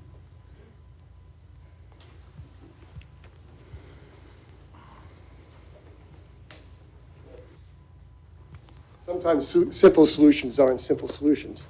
But back to, some of the words, your noise disturbance means any sound which annoys or disturbs a reasonable person of normal sensitivities. So if But you... that wasn't the question. I said, did you ask your neighbor? Okay. I said, some people you can't talk to. But you're saying to me you don't have ordinances about noise, and you do. So am I supposed to get on a windy day, like the city told me, to call a policeman from 11 o'clock at night to 6 o'clock in the morning to see if that's past the noise ordinance? I understand it's a slippery slope. And I'm not, I just feel that there's a lot of things when I call up and you say it's noisy, that the code says it is, and you say no. And you do have, because I've gone over this too. You have where, you have noise. I lost my page. You have other noises, section 1329. Some sounds may be such as they are not measurable, right? So this is a non-measurable, I understand. I'm a little off that there's nothing I can do. And now you're saying, oh, it's a chime, so, I'm not asking to take anything down. I'm just saying to have it a reasonable distance. That's where I don't see anybody see where's a reasonable distance. If you have a chime on your home, I'm not saying you can't have a chime. I'm just saying that, if you have a 100-foot piece of property, like somebody said, and you put it 100 feet in the back, you're 50 feet from the sound. Other people are affected. So now, is that a nuisance? Is that enjoyable? Yes or no? So that's all on a person. But I can see that this isn't going too far, But like I said, I wasn't trying to stop anybody from having a chime. I feel that, it's courtesy. Some people are uncourteous. That's why I'm not here doing all this for my, my great health. I'd rather be home at the beach enjoying retired life. But it's a bit of a nuisance, and I can't, do I have to keep calling the police and saying, oh, it's windy today, come over here, and you're going to read a high decibel? What are you going to do then? See, there's where your question is. If I catch them with a high decibel, how do you make them take it down? Because then it's illegal at that time. Right? I mean, that's a question. All right, Mike, don't go anywhere. While you're up here, does anybody have any questions for Mike? Because after that, I want to have the conversation be up here. You have a question for Mike, Commissioner Bryan? Yeah, it goes back to what the mayor just said. And, I was actually out to your property twice. I walked down the street a couple of times. I knocked on your door. Okay. Because I wanted to hear the chimes. I wanted to see the chimes, but you weren't home, but that's okay. But here again, I think it goes back to what the mayor says. Sometimes you don't want to deal with your neighbors, but I have to ask the same question. Have you asked your neighbor, let me finish, hold on. About the chimes themselves. And this kind of brings me to something that they did in Tallahassee with the legislation, where you have the speaker who had someone to complain to them because they couldn't bake cakes in their home. and with their business. So the legislators changed the entire law for the entire state of Florida to allow any kind of business next door in any neighborhoods. That's what they just did this summer. And when I first saw this, I kind of thought about that. And I was like, we're kind of taking, not to that extreme, but the same kind of position. And my first inclination is to try to get along with your neighbors and to say, your chimes are bothering me. And here again, we're going back to the same thing. Some people have 50 by 100 lots. I have a lot, I have chimes, and it's not that I'm against chimes, but I have chimes. They're not attached to my house, but here again, you have somebody that's this close and someone else that's that close. We cannot implement an ordinance that's going to cover the entire Flagler Beach area that's going to be applicable to everyone. And as the city manager said, it's not tenable, it's not manageable, and I think it's going to create more problems. And I also asked the city chief to pull up the police records to see if we'd had any complaints, and there have not been any in regard to that, but I understand you don't want to call the police. But these are the kinds of things that we look at in order to make these judgments here. But, here again, I think it's untenable, and that's the only thing I have. No, I tried, but, you have chimes, okay? If they're closer to you, they're for your listening, that's all. When they're put further out, they're not for really your listening. That's But it depends on if it's a little chime or it's a big chime. Well, I have neighbors that every time you complain, they add another chime. All right, I would just try to deal with my So, neighbors. sometimes it's unattainable to chime. Commissioners, Okay, any that's all I other? have. Yeah, I just Okay, have one. you have a question for Mike? No, it's not for Okay, mine. any questions for Mike? Okay, no questions for Mike. All right, let's keep the conversation up here then. I just wanted to add Okay, to I'll get the you. not enforceable thing. Staff is not allowed to go on private property without the homeowner's permission. So we couldn't go on Mike's neighbor's property to check where the chimes are, should we decide to do this. So they're alone. There's, unless we got a boat, somebody want to buy me a boat, I'll ride around. And we could see it from far away, but you're not allowed on private property. So I think that alone kind of takes care of it. Okay, and Commissioner Bellheimer, I know you've been waiting to talk since before the mayor. Go ahead. I'm looking at this section of the noise ordinance, 13-29. It says some sounds, as Mike read, may be such that they are not measurable or may not exceed the limits, but they may be excessive, unnatural, prolonged, and unusual. Does that mean that that's part of the ordinance that can be enforced because it's unnatural or prolonged? I'm going to suggest to you that you probably wouldn't want your legal counsel to answer that publicly, and you can assume that I mean from that it might be questionable. Okay, I'll leave it alone. No other questions? No. Any other questions or comments? Nope. All right, and we will need a plan of action on this, or none. Or not. I'd make a motion that we have to take no action. That we what? Take no action. Okay. Okay, let me open this up to public comment. Any members of the public wish to speak on this agenda item? Okay. Yeah, come on up. If you can, please state your name and address for a second time, too. Yes, it is Nancy Shelton. I live at 1336 North Daytona Avenue, and I would just like to say that I have an extremely uncooperative neighbor myself. My heart goes out to you. I think that the city commission here has an obligation to us to find a solution to this, because it's miserable to live next door to somebody who for 2 years does nothing but destroy your property, cost you money, and be absolutely horrible to you. And it is not what we want here in Flagler Beach. Thank you. Okay, thank you. Any other members of the public wish to speak on this agenda item? No, not yet. But we did, we actually already have your water thing on record, though. So we won't have to cover it again, though.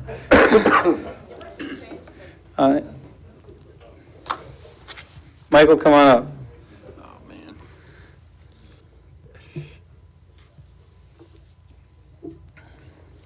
The only thing is, Rick's question wasn't really answered, and, have that in the noise ordinance.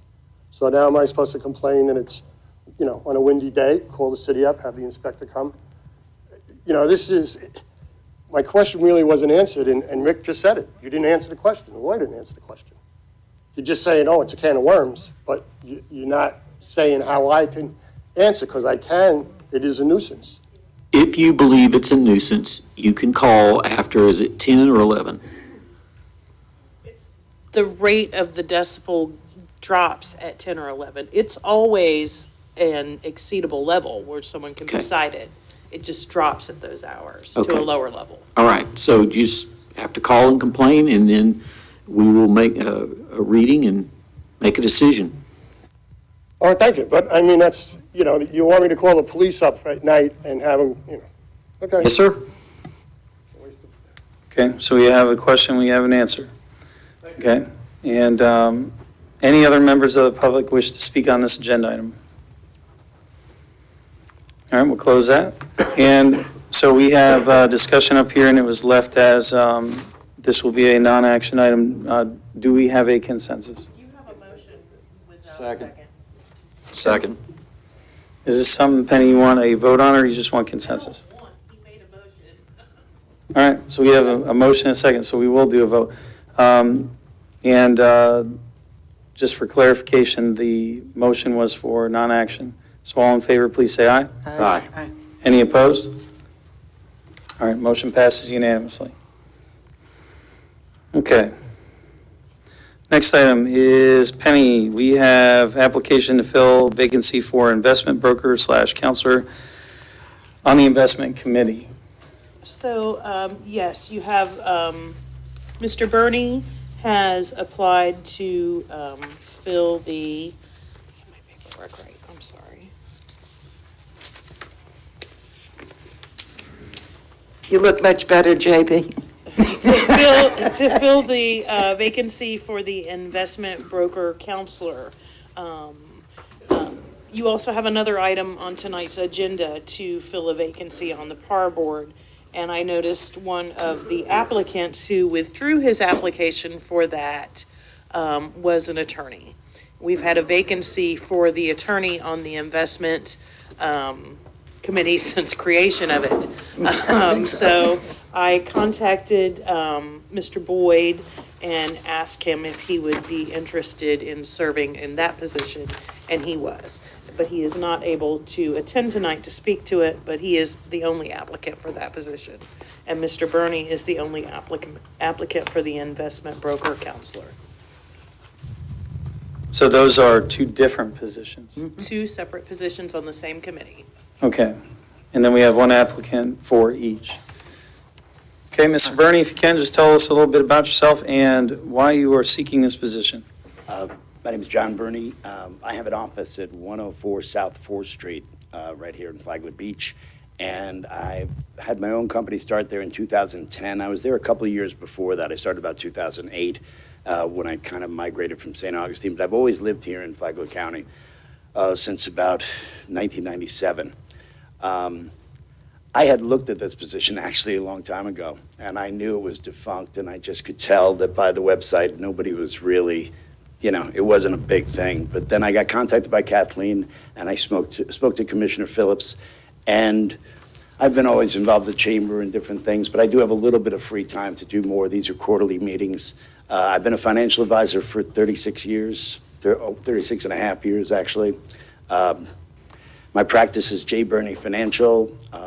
I own part of my broker-dealer out in Scottsdale, Arizona, United Planners. I'm kind of a medium fish in a small pond, I often say. But I manage a good amount of money. I work with, I kind of say I started as a financial advisor. I'm kind of more like a personal CFO to business owners or families or just people. And I work basically on relationships. Many of you know me. I've been around here for a while. I wear a couple other hats. I'm probably the longest interim chairman in the state of Florida history, but I'm the interim chairman of the Flagler-Volusia Early Learning Coalition.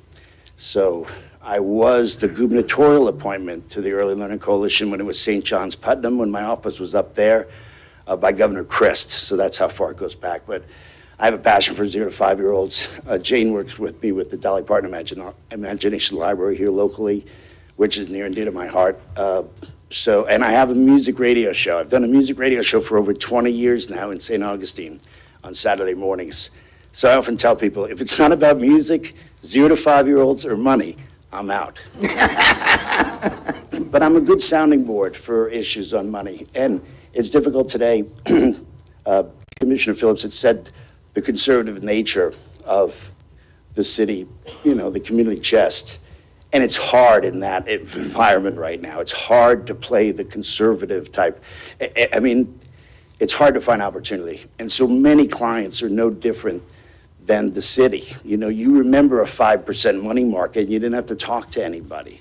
But the idea that those are now down to 0.0 something, and I'm sure you all have stories like that, it's untenable. It doesn't fight inflation. It's taxable to human beings a lot of times, and it's a negative return. So the idea of, putting your eyeballs on what do we do? I mean, we're all in the same boat. So for the city's purposes, I'd be a great sounding board. I have to let you know, there's no way I could manage the money in this role. So I would not do anything to do with managing the money. I would be strictly a consultant, and the money would be where it is now or somewhere else. So I'm barred from doing that. I can't sign checks for other organizations. I can't really be anybody's treasurer. But in a consulting role for you guys, and again, I owe a lot to Flagler Beach. My practice has probably quadrupled since 2010. So that's crazy. I'm hiring another person. So it was me and a half of an assistant back then. And now I have, including me, 5 staff, or soon to have 5 staff. So anyway, again, a lot of you know me, but I think I'm good on the radio, I'm good with early learning, and I'm pretty good at my job. And he's shy, too. All right, commissioners or mayor, any questions for Mr. Burney? None. And you are up against some stiff competition for a very high-paying job. That's why I figured I'd talk a little. I have some cards here I'll leave with Penny, so you guys can contact me whenever. All right, thank you, sir. And you obviously will be getting this by default. So welcome to the highest paying job you've ever had. And Penny, we have no action needed on the other vacancy that is similar. Do you need anything official from us for that? I just need motions to appoint to fill both vacancies on, the vacancy, Mr. Burney to the broker counselor, and Mr. Boyd. His first name is Boyd. Mr. Venable yeah. to the attorney position on the investment. Okay, do you need 2 motions I for have a that? or do you question. need- Well, one motion, both, Nick, Okay. however. Okay, I I just do need all have that a in there. question. Yes, ma'am. It says that he's an attorney, but he's not licensed in Florida. Is that an Correct. issue? And the description in the investment committee does not go into Okay, where they're licensed, what type of attorney they are. just It an attorney. Okay. I'll make a motion that we appoint Mr. Burney and Mr. Venable to the investment committee. Second. All right, we have a motion and a second. Let me open this up to public comment real quick. Any members of the public wish to speak on this particular agenda item? Seeing none, I'll close public comment. We have a motion and a second. All in favor, please say aye. Aye. Any opposed? Motion passes unanimous. Next item, item 12, we have applications for vacancy on the Planning and Architectural Review Board. Penny? And again, these, you have 4, you should have gotten today, a revised. The red one. scoresheet. Yes, the red one. So you're down to 4 applicants for 1 position, and it's to complete the term being vacated by Ms. Stocker, and the term expires on February 25th, 2022. And I have invited all the applicants here. I see a few of them. I can just roll call it. Do we have Butch Naylor here? All right, Butch, come on up. If you can, tell us a little bit about yourself and why you're interested in the Planning and Architecture Review Hi, Board. good evening. Butch Naylor, 2700 South Central Avenue, Flagler Beach. Been here since 2014. I had submitted an application and a candidate overview, so you should have a lot of the specific details. I also tried out 2 weeks ago and I gave you a little information at that time, but basically undergraduate is accounting, MBA in corporate finance. I'm a retired hospital CEO, military-wise, a retired lieutenant colonel, medical service corps, city, proud graduate of the Flagler Beach Citizens Academy. I had previously served on the PAR board. I had to resign. I had a very serious health condition. Was almost took my life, but I have recovered from that completely. And my position as a hospital CEO was similar, but not the same as the city manager. So we had a lot of construction projects and a lot of planning to do. So I've done a lot as far as working with projects and working with architects and engineers and things like that. If you feel as though my qualifications are what you need for the position, I'll be honored to serve. If not, I still enjoy coming to the meetings, and maybe I can help in another way. So any questions for me? Commissioners, Mayor, questions for Butch?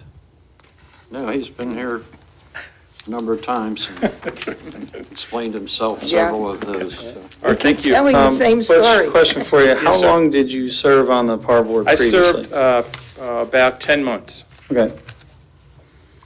All right, and no other questions? All right, thank you, Butch. Thank you. Do we have James Sherman?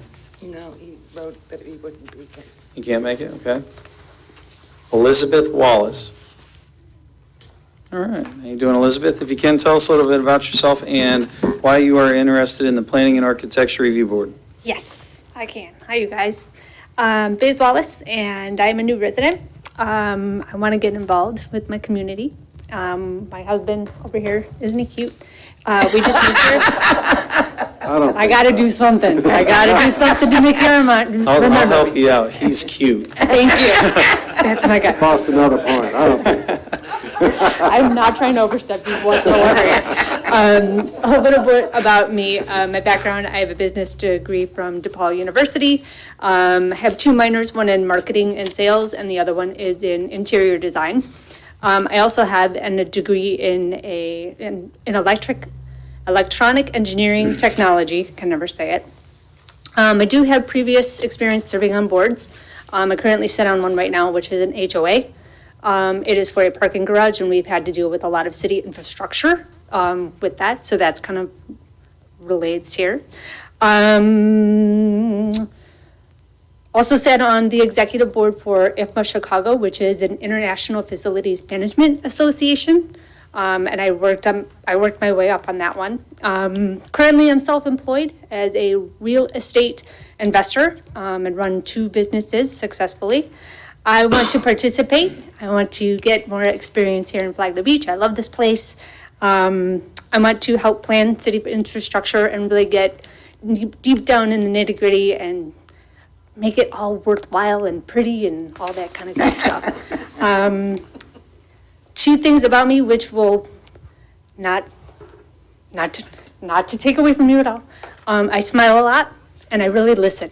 That's one of my best features. I really listen to what the deals are, what needs to happen, and how to properly plan. So that's me.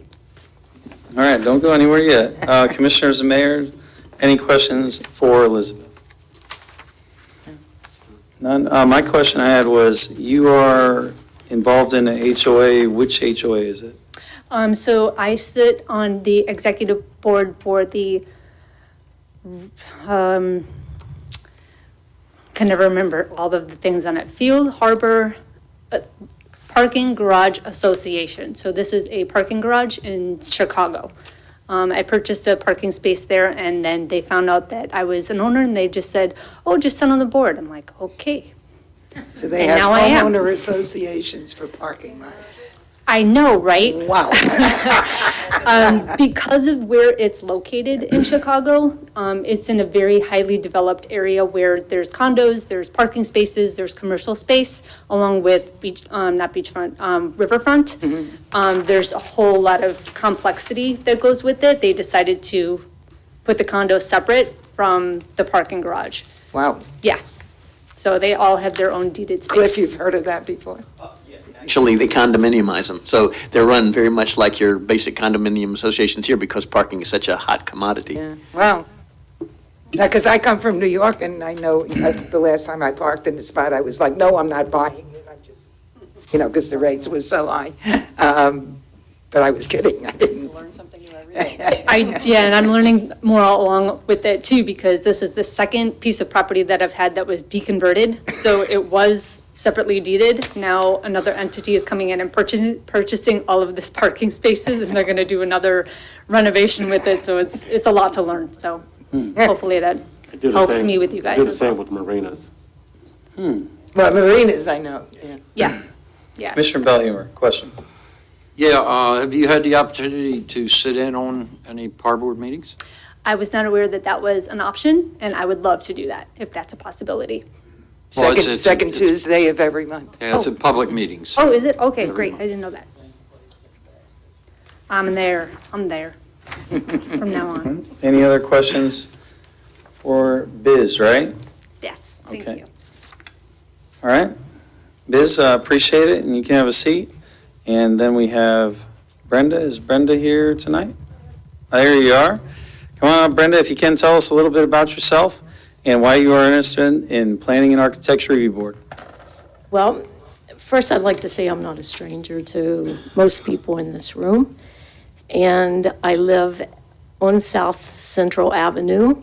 And before I go into my resume, I want you to all understand that the 1977 home that I own is the newest home that I've ever owned. So I have a passion for restoring, refurbishing, and I love pedestrian towns.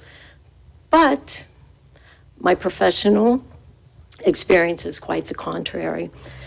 I am a member of the Rotary Club of Flagler Beach. My sponsor was Roseanne Stalker. Wow. I'm starting my third year as club director, and I am the chair of the fundraising committee. I'm a member of the Flagler Beach Creates, and as most of you know, a willing volunteer whenever needed, even if it's hauling rock at Veterans Park. I was born in West Virginia. I have an undergraduate and graduate degree from WVU. Upon graduating from my master's program, I put my Labrador Retriever in the car, and kind of like the Beverly Hillbillies, I set out for South Florida, no job, no prospects. So I took a 2-week temporary filing job with a company called Minto Communities. Some of you guys may know them as Latitude Margaritaville. I found the housing development quite boring.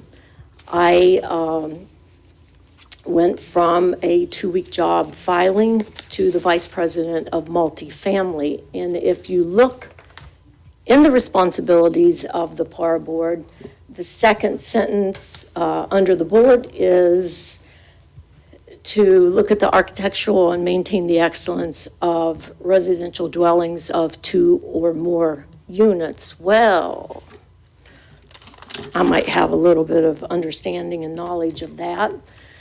I developed and maintained 8 rental communities for Minto, 3 commercial properties. And the guys like the houses, they like to give the challenge of multifamily to the female, which I found far more interesting. As vice president, I would get word sent down, actually directly, we all grew up together, from the president, Mr. Greenberg, and he, a given day would be, okay, I have 4 acres in downtown Fort Lauderdale. We have to have 319 units to make this viable. Go ahead, Brenda, you and your team get to work. So the reason why I'm giving you the most outrageous of one of the things that I accomplished is so that you can understand what's involved in that so quickly.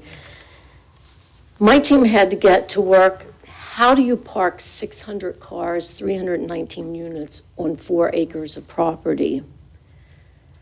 How do you get the proper vehicle and pedestrian traffic flow for safe ingress and egress? how do you collect and store the trash and the recycling in a sanitary fashion? How do you create a safe, non-intrusive way for the trash to be removed? You make an appointment with the chief of police and you get to know a little bit about the area surrounding the property, and you find ways to design security into the building. Another thing that I would have to do is look peripheral as to who lives in the community and what the nature of the area was. So another thing I would have to defer to the chief was, okay, this is what our entry is going to look like. And immediately I would get something like, do not put a fountain unless you are going to provide soap and towel service.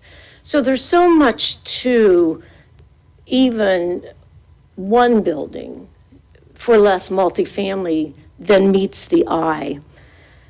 You have to work with the fire department to understand the occupancy standards and the safety standards, and to make sure that all exits are prescribed and maintained, because, you know, when we give that approval, it's incumbent to the city to make sure everything is up to standard. How does a building, a business fit into the neighborhood? Who's going to patronize it? Who are we marketing to? And most importantly, and one that I find most interesting as far as the responsibilities, is where it says ... to review all requests for building permits, excluding single family, the most boring thing in the world, and advocate for approval or deny such requests based on aesthetic, and then ... And then it says factors of public health, safety, or welfare, and the effect of such proposed change or work on the use, enjoyment, or value of any of the other neighboring properties. And just to show you that I think peripheral, I'm pragmatic and I'm non-emotional about how I apply my professional views. But we have situations in the city where, you know, tourism is the most important entity to those merchants, restaurant owners, and people out there putting themselves out to make a living. I think it's very, very, very important that we apply this public health, safety, or welfare, and the effect of such proposed change or work on the use, enjoyment, or value of any of the other neighboring properties. And I just want to point out a case in point. We have a restaurant with outdoor music that functions Wednesday through Sunday.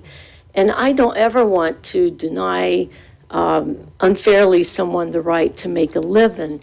But as the PAR board and as the city, we have to look at each of these entities with how, right here it says, how it's going to change or work or on the use, enjoyment, or value of any of the other neighboring entities.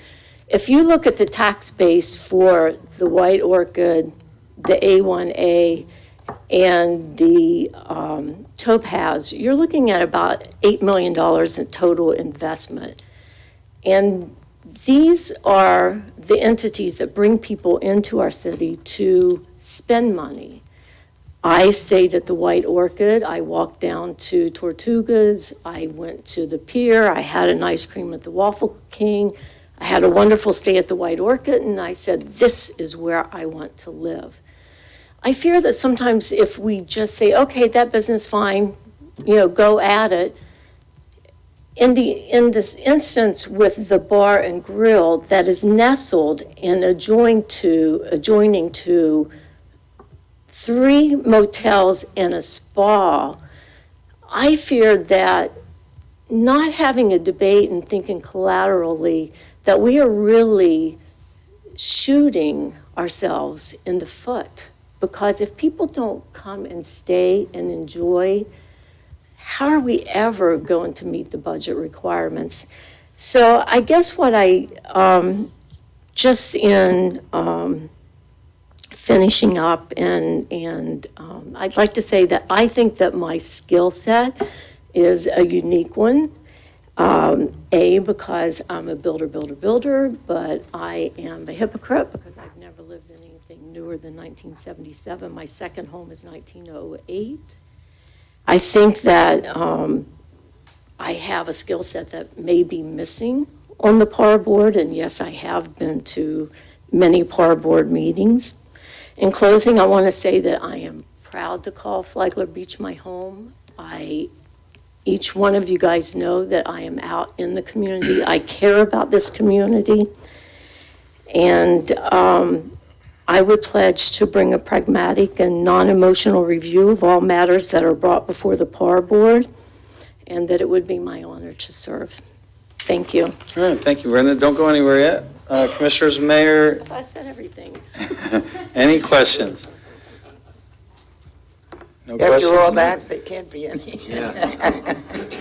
All right, thank you. Thank you. All right, So now we vote. we vote, and we pass the papers into Penny, who will tally them up and let us know here later on in the Yeah, meeting. this is a tough one.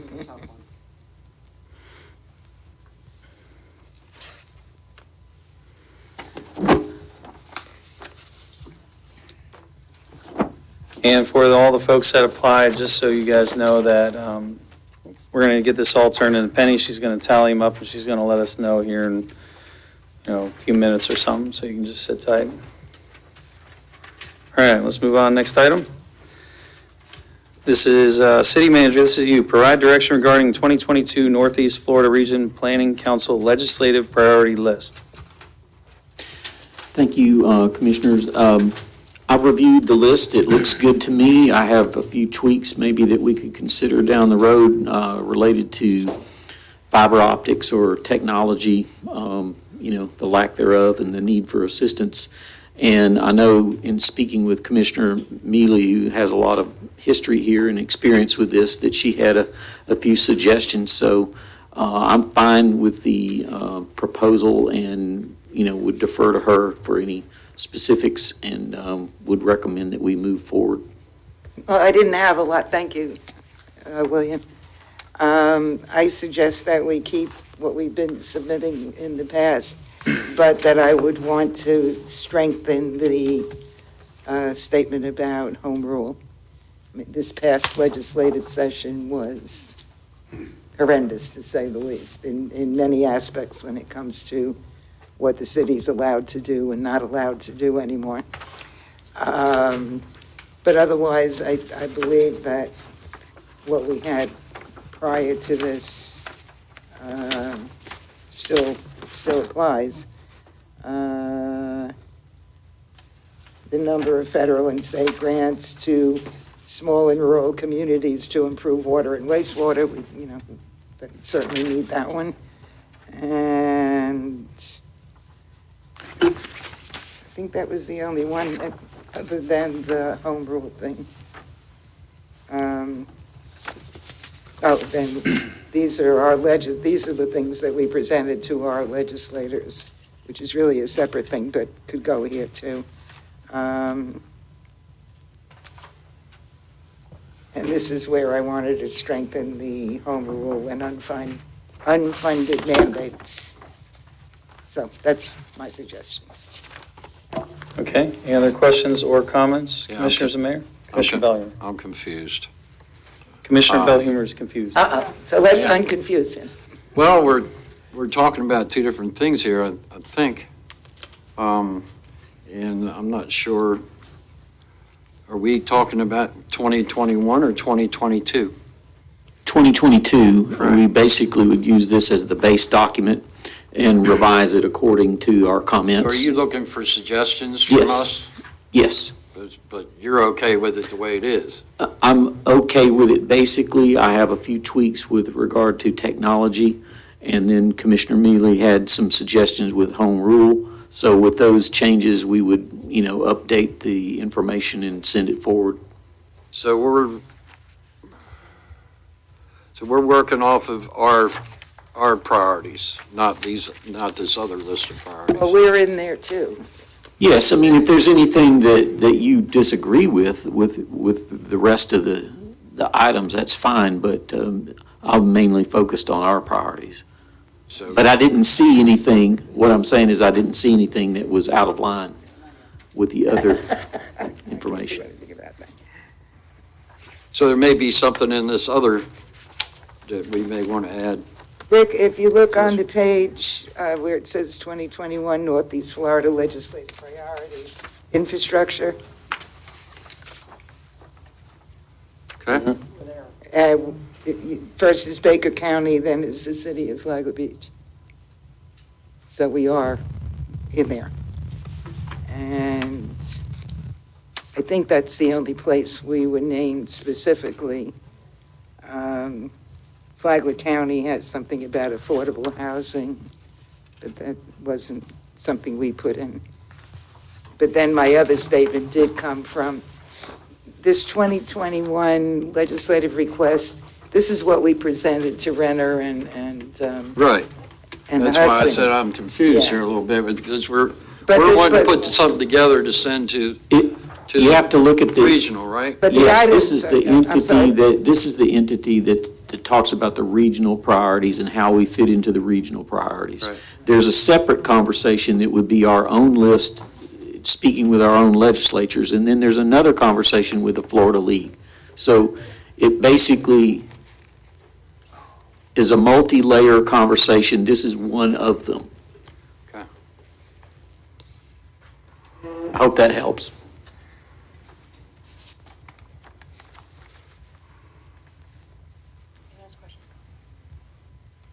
Mr. Phillips. Mr. Whitson, I understand we spoke yesterday about this council. Do we monitor through the year whether they're being effective at all? And, With emails from them. okay, I have spoken to the director, and I'm sure that we would continue that conversation as things went forward. So, the collective voices get more attention in the legislative process, I can assure you of that. okay. Plus, we do get emails, at least I know I get an email from them when they meet, and this is what Right. This is what we've accomplished. Okay, thanks. There's also the other legislative priority list that we'll participate in later as well. Commissioner Bryan? Yeah, I used to be a member of this Northeast Florida Regional Council. I was actually vice president. And even though we don't have a position or as far as a board member, I think it would be imperative that we at least have a representative, and I'm not volunteering, but I will if no one else wants to do it, to at least attend the meetings on a monthly basis or whenever, in order to have a seat at the table, in order to see what's going on, to get the notes, and at least there's a public comment during that particular time when you can, in fact, address any of your priorities, or at least have a presence. And having served on that board, I think it's imperative that you have a presence, because it's the old axiom that, the squeaky wheel gets the grease, and I think we should have a presence there. Even if we're just sitting on the sidelines looking and listening and taking notes, we should be there. Well, you seem to know a lot about it. I guess it sounds like you just volunteered me. You did. You volunteered yourself, is what you did. That's okay, it's only a drive up 95. No, seriously, No, if no, you're seriously, I don't you're mind. familiar with the I- process and Yeah, I think other we meetings, need then to have a you'd presence. probably be there. our best representative. Absolutely, I'll be happy to come back and report as to what's going on. Not to speak for others, but Sure. All right, let's Where finish are this the one meetings first. held? They meet in Jacksonville. Jacksonville. Have a good time. so, I like driving up there. All right, Commissioner Bellheuer. so we have to present something by August 6th, is what I'm reading. So you're going to give us a few days on this? Yeah, I mean, So- this was a first cut at it, and Okay. obviously, as we go forward here, we'll tweak it a little bit, update it. You can't take last year's and apply it to the new Understood. situation, so we're just going to tweak it a little bit according to the conversation, and then go forward from there. My suggestion is that we collaborate and be part of the conversation, as the commissioner pointed out, and then we just kind of update our statement and move forward. Any other questions or comments? So we're going to talk about this again at the next meeting, is that what you're Sounds like we suggesting? have homework. They'll be revised. I'll update this, and then you'll get to see it again before it's final. Okay. Good. All right, so we have a consensus on that. Any other comments before we close? Okay, homework it is. All right, and regarding Par Board, this is very close, actually. So congratulations to Brenda. You are the new member of the Par Board. And to the other candidates that applied, and Butch, you're in attendance here, continue staying involved. If there is anything in biz, I didn't forget about you or a cute boyfriend. Husband, sorry. If we have an opportunity as a city, is citizen involvement. It is super critical, and we never get enough of it.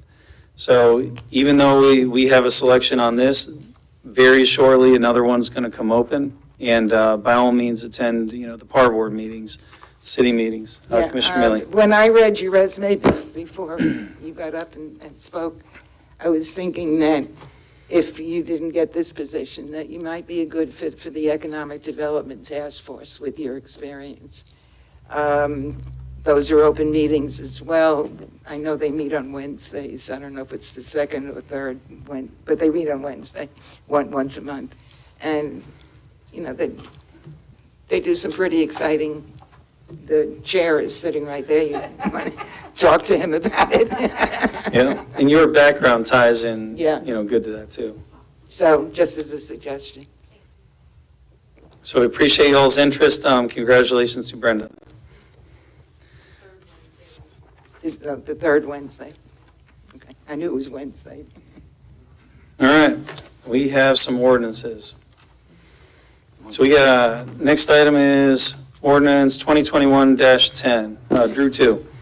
Ordinance number 2021-10, read by title only, an ordinance by the City Commission of the City of Flagler Beach to consider approval of a planned unit development comprised of 16 plus or minus acres, lying within a planned unit development zoning district. The property is identified as parcel number 11-12-31-0650-000A0-0071, lying west of Roberts Road and north of State Road 100, providing for inclusion in the Code of Ordinances, providing for conflicts, providing an effective date hereof. All right, this is our second go-around on this one. Mr. Trino, how you doing, sir? I'm doing fine this evening, Chairman. How are you doing? It's good to see you. It's good to be back. And if you can, just take us through. Okay, I'm not doing a slide presentation tonight. It's just 3 weeks ago, as I remember, that we were here for the first reading of this ordinance. You're all familiar with it. It's a 240-unit proposed planned unit development, multifamily, just north on Roberts Road. I'm rather you present me with any questions that you may have. Again, it is the adoption hearing. I have yet to receive any negative comments from our department and from the public. And happy to move forward with this and respond accordingly. Okay. Commissioners and Mayor, let's just run down the line on this one. Mayor, any questions or comments on this? I have no questions, but I do have a comment. We have a need for this in our community. Daily people are coming to me saying that they need a place to rent. With the market the way that it is and homes are selling as fast and people are now being displaced, I pulled just for some statistics for you. In Flagler County, there's only 26 properties to rent, and those prices are from $1,200 to $6,000. $6,000, yes, a month. And in Flagler Beach, we only have 8. I reached out to the apartment complexes that we have here in Flagler County, and one of them was already at full capacity on a wait list, and the other one I did not hear back from. But we have a need for housing, so this is, I think, a good solution. Okay, Commissioner Bryan? Yeah, I just had a couple of people that approached me because, whenever People hear of developments, especially in Flagler Beach, they kind of go crazy. But once I explained to them that, this is something that we need in the community and not everyone can afford to buy a house. And there are also people that like to come down here in the winter times and this kind of thing here. And this is, upper end homes and it would add to the community. It kind of rested their concerns. So that was the only input I had, is that I just had a few people ask about it, and it was nice to be able to share with them what was coming in. They agreed that it might be a good thing. I think it's a good thing. That's all I have. Commissioner Bellamy. Well, I concur with both those statements. I moved here a couple decades ago, but been visiting much longer than that. But one of the first things I noticed was a lack of housing, apartments, rentals. I know there's some concern just about any time an apartment complex goes up that it's going to be a Section 8 neighborhood or something of that sort. These are high-end apartments. They're not going to attract people from inner city. They're going to support a need in our community for working class citizens. Many of us, before we could afford to buy houses, lived in apartments, and I did for many years. So wouldn't have been able to if somebody didn't have the vision to build them. So I don't think it's going to be certainly not going to be a detriment to our city. It'll be, I think it'll be an enhancement to it. I'll leave it at that. Commissioner Mealy. Yeah, I get upset when I see people automatically assume that rental people are bad. I was a renter my entire life till I bought the house that I live in now. Neither my father nor my ex-husband wanted the responsibility of a house. So I lived in rentals my entire life until I did things backwards. At 60 years old, I bought a house. Most people are downsizing, going to, not me. So wherever I lived, I took very good care of it because it was where I was living. Whether it belonged to me or it belonged to some unknown person that I never met, I took care of it. First year I lived in Flagler Beach, I rented a house on A1A to see if I really wanted to live in Flagler Beach. And I planted flowers in the garden and did all kind, kept the house looking probably nicer than when I moved in.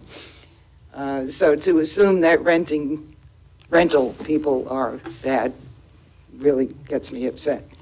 As was said, this is a high-end development. This is not Section 8 housing, which, by the way, we do have a Section 8 housing in Flagler Beach. It's beautiful. It is very well kept. So again, making those assumptions is not good.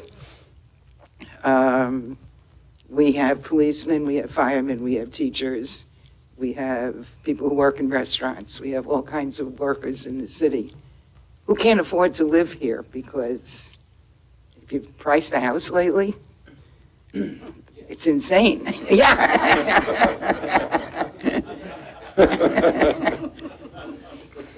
Didn't have a choice, did you?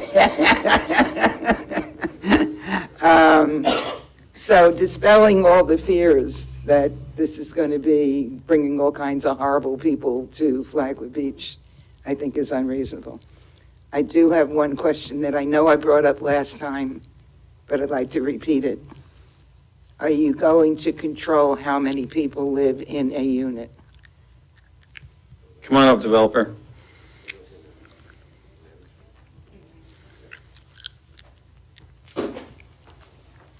If you can, please state your name and affiliation. Certainly, Mr. Chairman, Commissioners. For the record, Ellen Avery Smith, Rogers Towers, 100 Whetstone Place in St. Augustine. It is good to see you. I am sorry I missed you last time around. I can't be in two jurisdictions at one time, but it's my understanding that Eric and John did a fabulous job. And so we'll carry on tonight, and hopefully we can plug through to an approval. But in answer to your question, they do have a lease, that form of lease that they use, and it does control how many people can live in each unit. Okay, so your biggest units are 3 bedrooms? So, Yes. I've been told fire code is 2 per bedroom, state fire code. That's what I was told. I don't know if that's true. And the fire chief is gone. It's fire code and the building code. I think that is the standard. Okay. So whatever those limits are is what your limits will be.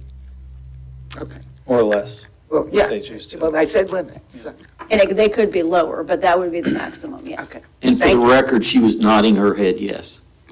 Yes. Okay, thank you. That's all I have. Okay, Commissioner Phillips? We have a need for housing. There's really not much more I can say than the other individuals had said. Just this week, I received two individual phone calls for people looking for apartments. I sent them to the realtor that I thought would do best for them, and they called me back saying there are no apartments. So your apartment complex is going to do well. We welcome you, and we're excited.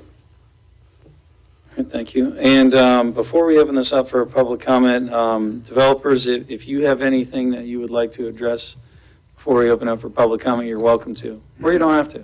Well, Mr. Chair, just to, because, in the interest of time, because it is getting late, we gave our PowerPoint presentation last time. You have the proposed development agreement in your package, along with all the other application documents. So we will just put those into the record and answer whatever questions you have.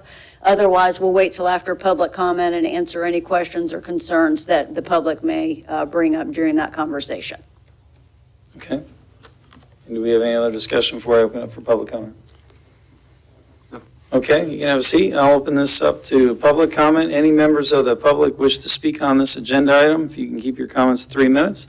And if you can start with your name and address, please. Name and address, Brenda. Brenda Wotherspoon, 1102 South Central Avenue.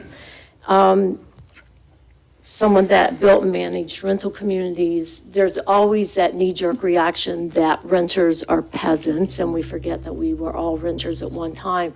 So if I can just offer a piece of information and maybe a suggestion when people come to you with the ridiculous notion that tenants are less, remember that when these people sign that lease over to someone, they have done a credit background, a criminal background, and they have made the people prove that they can afford generally 3 times, they make 3 times the monthly rent. 2 other comments. It's not just young people and firefighters that need rentals. Personally, after paying the price to live at the ocean, I look forward to a time when I'm not responsible for anything. So there's many, many people who are affluent that would love to be in our area, but they would want to rent because we have people that don't want to own homes. Secondly, we have a generation coming up where they make money on Bitcoins and things of that nature. They're not looking toward housing to be their investment that's going to carry them into their retirement. So a rental community serves a broad spectrum of people, and I am thrilled to hear that you guys are all looking at it in a positive vein. All right, thank you. Any other members of the public wish to speak on this agenda item? All right, Robbie, if you can state your name and address. Robbie Robert, 600 Cumberland Drive. And this is the reason I came here. And I don't disagree we have a need for rental whatsoever. I've probably passed Bill Hummer's phone number out to a dozen people a year that are looking for a place to live or rent here. But I'm still against it. I think that that property could be cluster homes. Our community's built on mostly single-family homes. We have a few apartments here, but I don't think it's a good investment in our community to, start down the rental path. I've lived in some big cities in the South, and I know what, I'm going to tell you, all renters aren't bad, but it doesn't take but a handful. The only reason we have Matt and all those police officers in town is because those few bad. So, creating a huge apartment, that's not, this isn't 25 units, this is 250 units, 1,000 people a day, living there. I don't see that being a real positive for the community. I drilled down on the Daryl Carter and Associates, their website, and it looks like the when you had that up for sale, they had it with like cluster homes designed in there. In both of them, you got two properties there. This is the smaller of them. What is going to happen with the other, actually the other piece of property is like 3 times the size of this. What's the plan for that? And if this gets approved, is the money in place to start construction on it, or is it, we're going to try to go out and try to, because it looks to me like it's under contract with a contingency on getting apartments put on it? Yeah, I'm just telling you some of my concerns here, I mean. And then they'll respond. Yeah, some of my concerns there, and every old apartment building becomes a slum. I mean, that's just how it goes.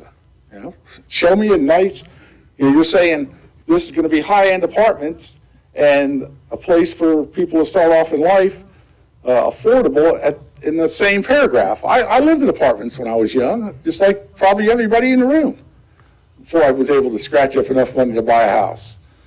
And I retired in a community that's retirement community with single-family homes. And I think this is a major change to it. It's not, an 8 or 10 unit complex. That's 250. And are we starting down a path that's going to, what do you say to the next people that come up and ask to build a 250 unit apartment complex across the street? Are we starting down a path that doesn't stop? One of you guys said you were from Alpharetta. What happened to Kennesaw? I mean, yeah, town center's a ghetto now. I mean, it's gone. It's just closed down. All right, thank you. But anyway, our mission statement, and just consider, single-family homes. Okay, thank you, Robbie. Any other members of the public wish to speak on this agenda item? All right, come on up. If you can, please state your name and address. Hello again. James Sullivan, 319 North Flagler Avenue. I'm opposed to this development as I understand it. However, what I did hear tonight is encouraging about higher end rentals, okay? But again, like the gentleman just raised up, there's a question here. How can you say that it's for people starting out, the bus boys, the yard landscapers and this, and then say it's high end at the same time? I've had a lot of experience with people renting, because, like what you were talking about, renting that. I've got several friends that are multimillionaires who own 40 and 45 houses, and I've helped them manage that and have had long-term renters in there. One of them even said, you know what? If you walked up to me, talking to him on the phone, if you walked up to me in the bank, I wouldn't even know it was you. He'd been in there for 14 years, okay? But there are other environmental concerns going in here also, which was just brought up, which I'm aware that you guys own property adjacent to this, and no? No. Okay. Go through that when we address the board in just a minute. Okay. This keeps happening. Could you Well, tell all the people comments are- I apologize if I was out of order. You talk to I'm the just- chair and then, okay. I apologize if I was out of order on that right there. I just, something that was brought up there, I was unaware of, that raised some flags to me. All right, this is one of the most valuable areas environmentally, and there is, like, as I had stated earlier tonight, no other place like this in the United States of America. So close to the ocean here, okay? We've got deer, we've got tortoises, we've got eagles here, okay? We got bald eagles that are here in Flagler, okay? We've got panthers and we've got bobcats. We've got everything going on, right? So some of the concern here is, what's this going to do to our environment, over our wildlife? What's it going to do with the public being able to, and our quality of life, and being able to enjoy walking through nature back over there? Or what type of setbacks are you going to have? What type of buffer zones are you going to have? Walkways around there, or what type of entertainment facilities are they going to have in their own? Are you going to have proper amounts of swimming pools for your people to come in there? Not little 30-foot pools here, but enough for the people to actually sit down and enjoy without having to go outside the area, That's a proper, and I don't know, and I'm not familiar with everything going on with this because of unforeseen circumstances, I was unable to be here at the reading of what was going on. But I just want to say that as it stands, and for the reasons I just stated, I'm opposed to this. That's a lot of people coming into this area. I do like what we have here. Right back over here, we got fourplexes on a lot, on the north, with the next, like the first 4 streets here. in Flagler. And those type of things are great, and I appreciate your time. Thank you. All right, thank you. Any other members of the public wish to speak on this agenda item? Can I tell my name again? Yes, if you can, name and address, please. Yeah, okay. I live on, like I told you, North 12th. What's your name? Sarah Repetti. All right, thank you.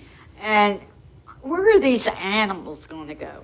We have the deers hanging around our church there on Santa Maria del Mar, and you can't even have flowers. They come and eat it. And the poor raccoons, they don't have anywhere to go. Where are these animals going to go? They need some, room. We're taking all their property, everything, except in the swamp there. Maybe they can be there, but I have raccoons come, and I feel sorry for them. I really shouldn't feed them, but I throw it over the deck. So really shouldn't. But they come at night. They don't bother anybody, but they knock your trash. Well, I imagine everybody lives here, and Flagler has that problem. And like they say, there's just too many people now coming anyway. It's not Flagler like it used to be. I'm sorry. Cars and whatever. So that's my thing. All right, thank you, Sarah. Any other members of the public wish to speak on this agenda item? Last chance. Can I make a suggestion? All right, well, we're going to close public comment, and Commissioner Mealy. Before you make it, answer some of these concerns, Larry, can you address the zoning issues that should take care of some of this? I'm sorry, can you clarify? What is that area zoned for? The area is zoned plan unit development. The future land use map designates those areas as mixed-use development. The development that we're speaking to tonight, that's on the west side of Roberts Road, has a maximum density of 18 units per acre. They're well below that. Some of the other comments that were made, that there was on that property shown at one time cluster housing, that's not an accurate statement.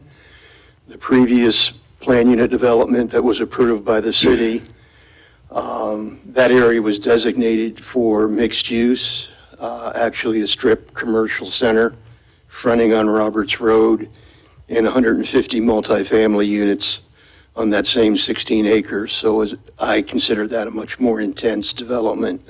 On the east side of Roberts Road, that is the much more sensitive, environmentally resourced area, if you will.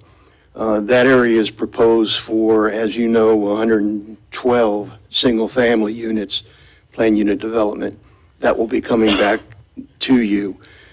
Both of these proposed developments have a less intense development maximum than the project that was approved, or the developments that were approved back in 2006. Thank you, Larry. You're welcome. All right, developer, we have quite a few questions for you to respond to. Yes, sir, and if you don't mind, I'm going to stand sideways and suck it in as best I can so everybody can see it. I am not going to run through the entire PowerPoint, but I think some of the residents who spoke were not here last time, so I'd like to run through just a couple of points, and I think the graphics will be helpful for them to understand, if you don't mind.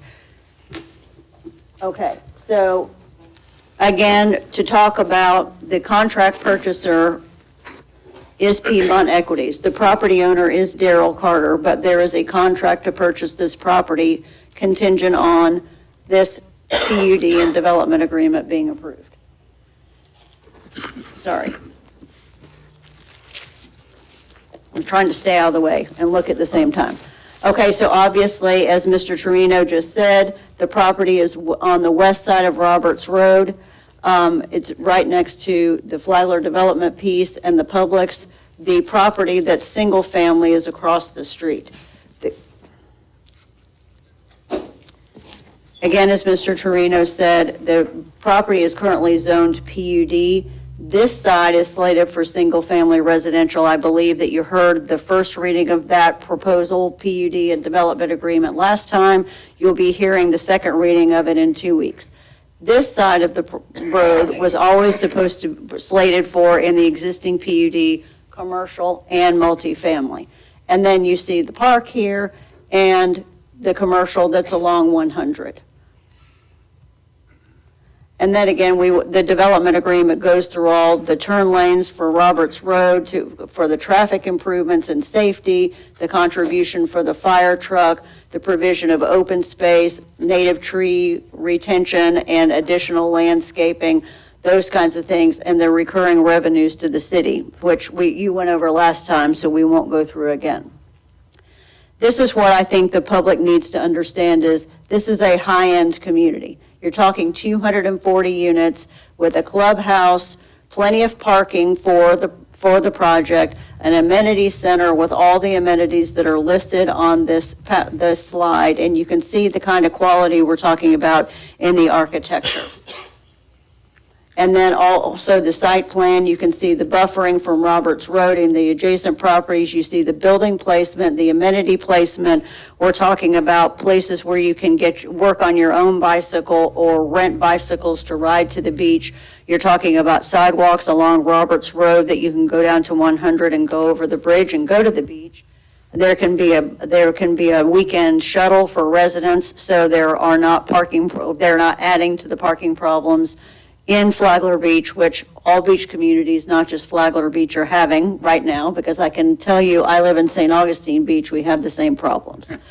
So, that's just inherent in being a beachside community, unfortunately, or fortunately.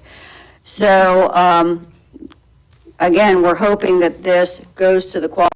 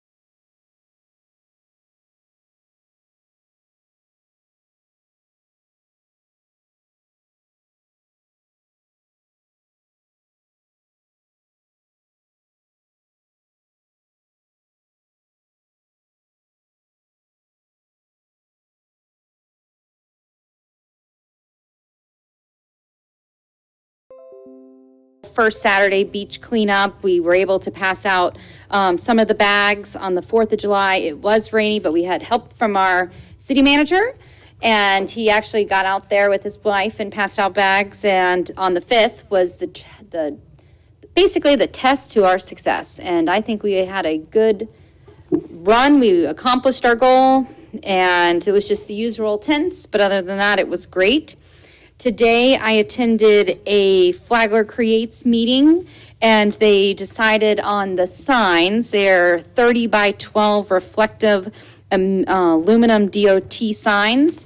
I have a couple copies here. It's this one that's on the right-hand corner. It has the round to pass out. Those will be for the parking lot. Each parking lot will be given a different name of an animal.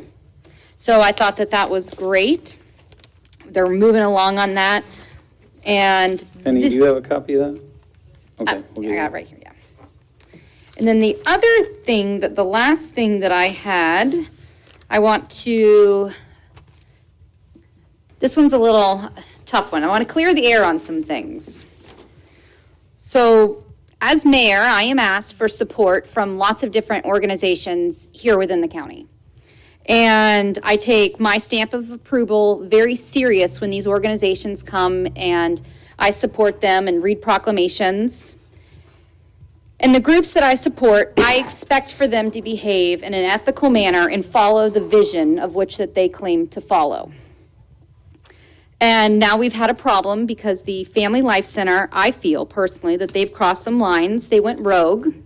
They went on WNZF. Long story short, it was a political hit show attacking one of the members of this body.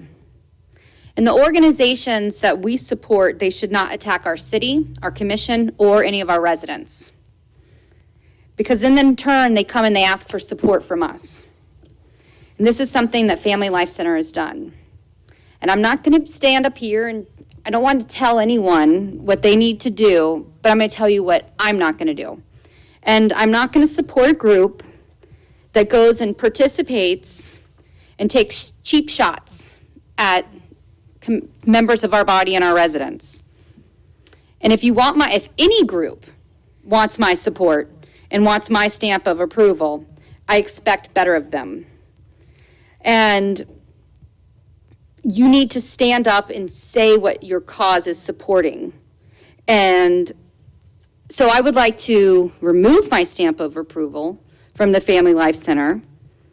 And anyone on this body is welcome to attend their meetings, but I will not as a board member. And to be very transparent, I reached out twice to clear the air. I contacted them last week voicing my concerns, and I contacted this week voicing my concerns, and I heard nothing.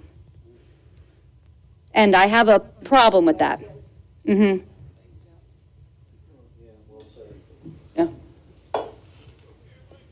So, okay, that's where I'm leaving that one. Kudos to you, Mayor. Yeah. Really, Yeah. kudos. Thank you. Yeah, now that disturbed me as well, and I'm glad you took that position. Yes. Well, it's interesting you bring that up. I sent correspondence to, not Family Life Center, but David Ayers on almost the same thing. That same week, there was folks that came to my business and wanted me to spend $1,000 a month in advertisement with them. And that struck a nerve. So you're going to do a political hit show and then send your sales guy in and ask me as a business owner for $1,000 every month. You want $12,000 a year to tear myself and my business down, and you want me to support that? And so I sent him an email, and I politely told him what I thought of that.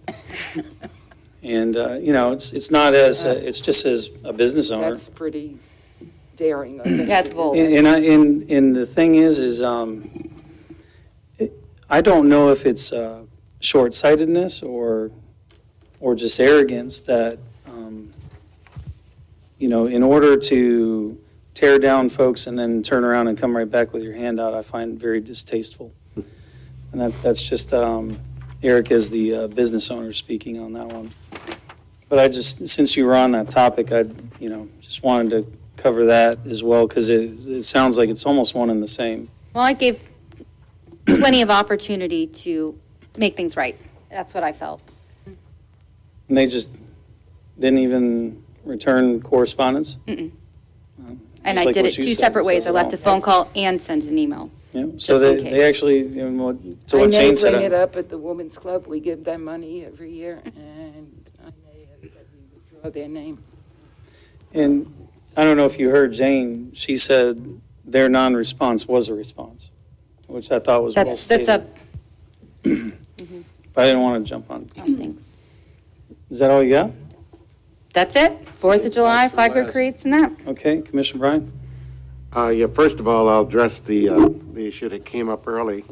The deer, the turkey, the bobcats, the snakes, all of them on Palm Drive. They're coming in my house. And then they move over to Lambert. Since you're still here, I just want to let you know, all of those animals on Palm Drive in the conservation area behind my house. And the they ones come who out, aren't come and up as to far as Lambert. flowers, they eat everything. Mexican petunias. The only hibiscus that are existing right now are on the second level, and I hope that they don't come up the stairs. That's like candy to the deer. I have possums, armadillos, you name it. Right on Palm Drive, other end of Lambert. The Palm It's Drive called Zoo. Zoo Drive. But we love them, so I'm not going to say a thing about that. I was unable, because of my voice and everything else, to attend Flagler Creates today, so I'm glad the mayor covered that. The group is doing a great job, and we're looking forward to some great things that they continue to produce as far as the sign is concerned. A couple of weeks ago, Veterans Park, we had an incredible response. Commissioner Bellhammer came there with his wheelbarrow, and then a guy shows up with a backhoe and all kinds of power equipment. Yeah. So anyway, it was a very good response, and we managed to get all but a maybe 10-foot section of A1A done with lava rock, and kudos to the staff that put the fountain back together, temporarily or otherwise. It looks a lot better out there. The other thing I'm working on is getting a price on the lumber to replace the benches, to refurbish the benches, because the wrought iron and these braces of the bench themselves are very, very sturdy. They're in great shape. It's just the wood itself. So we're looking at, I have a guy that said that he would volunteer to mill all of the lumber if we can get the lumber. He has a mill. So it's a unique type of a thickness in the boards because of the span. You can't have them too thin or else they will bend. So it'll have to be thick. So we're looking at different types of oak, also recycled type material, cedar, etc. So again, just to reiterate for folks that are not familiar with the project, the idea is that once we get a price on what it's going to cost to refurbish the benches, we'll put an announcement out for individuals to sponsor a bench in the name of a veteran, and that will actually pay for refurbishing and redoing the benches in our park. So we're still working on that. It might take a little bit, but we'll get there. That's great. And that's all I have in the interest of saving my voice. Can I add to that? Sure. I think I only have one problem, and it's not really a problem, with the veterans' names with the benches. I think we're going to have too many people that want to give money and have their name on a bench. So have you started to? We've actually thought about that. Okay. It's a first come, first serve. So, I mean, there are like 30 benches out there, so we'll see what the response is, and. I want a bench. Yeah, I have a question. I don't have any family that had. It doesn't have to be a family. Oh, okay, that was. So, I mean, here again, the other scenario is that you could have two individuals sponsoring a bench. There's nothing to say we can't put two brass plaques or plates on a bench. Okay. So, if we get that many, then we can start looking at that alternative. Because I know my closest friend, her father died at the Battle of the Bulge, and I think, Okay. yeah, she never met him. Yeah, just a suggestion, in Port Orange, we have this type of activity, or did when I was there, and we actually had ways of listing all of these folks in some sort of like virtual way. So maybe in addition to, when we run out of space there, maybe there's a different way we can honor that electronically, and so I'll be happy to work with you. I hope that's a good problem to have, but I think it's going to be a problem, not a problem, it's going to be a situation. I think that's going to be an issue we'd have to manage, yeah. And we can take care of that. I mean, I think it'd be honorable if we can get that many folks responding. I mean, we could do walking paths with bricks, Absolutely. and there's so many things you can do. So anyway, More that's a good benches. start. Yeah, more benches. add more benches. Add more benches. I'll tell you, when First Friday gets rolling, you can't have enough of them. That's true. That's all I have, Mr. Chairman. All right, Commissioner Bellhumor. Well, as long as we're in the park and talking about donations, I've had a couple that was very gracious and generous to offer to pay the full price of replacing their monument. So I'd like to get a consensus among us to see if we're in agreement to allow that to happen and pass that money through to the city, and the city would take care of having the monument replaced. Can I make a statement before we start? You hate to throw away something just because it's old. Would you consider adding a new monument and still keeping the existing monument? Because it is Veterans Park. Well, the original problem Rick had was the condition of the existing. But like we had mentioned in the last meeting, you go to Arlington, or you go to any of these veterans, the parks, and there's old monuments there. That's part of the character. That's my feeling. It's Veterans Park. It's the monument in Veterans Park. Can we have two? And you can't read it. I read it last week and I didn't have a problem, but can we have two? We have the main one, we have the new main one, and then we have another, we could move it to another location. I just hate to get rid of something that's been a part of our city for so long when, We're not getting rid of it, we're replacing it. well, then what are you gonna do with it? Hey, Okay, so it's gonna be identical to it. Identical. Okay. No changes whatsoever. Chief Same had, font, Chief, same everything Okay. about it. All right. well, and Chief had a real good suggestion, potential museum location. What, the old one? For the old one. And that's Okay, not that's a a bad idea. I also don't like the idea of discarding anything or replacing, they, especially monuments, they kind of build that character over time, and, the energy and everything that they are is, I think is important to retain in some way, shape, or form. But, so you are pitching this, what is y'all's thoughts? Just a question, Commissioner Bellhumor. Could they take that granite and reface it? Or you're talking about completely? I went down that path. I was told they would do the best they could with it, but with no promises. So, And city manager, I don't know where you ended up with that, because the original direction was you were going to pursue a couple companies, just standard granite companies that have the ability to polish and redo that. Were you able to do anything? It hasn't been that long. No, because the subsequent meeting, the commission came back and said, hey, let's try, the volunteer efforts to polish and so forth. So I was waiting for that process to play out, and then the commissioner approached me and said, hey, he had a donor, so I'm just kind of standing by until y'all decide what you want to do, and then we'll salute and get it done. And I have not pursued a heavy, because I saw that GoFundMe go up and then it closed with funding, and I did not pursue. I was going to talk to Architectural Granite. That owner indicated interest in doing it, but I have not pursued that because I didn't know where this was going to go with funding for the new one. well, this is something I've been complaining about for years. We continue to have,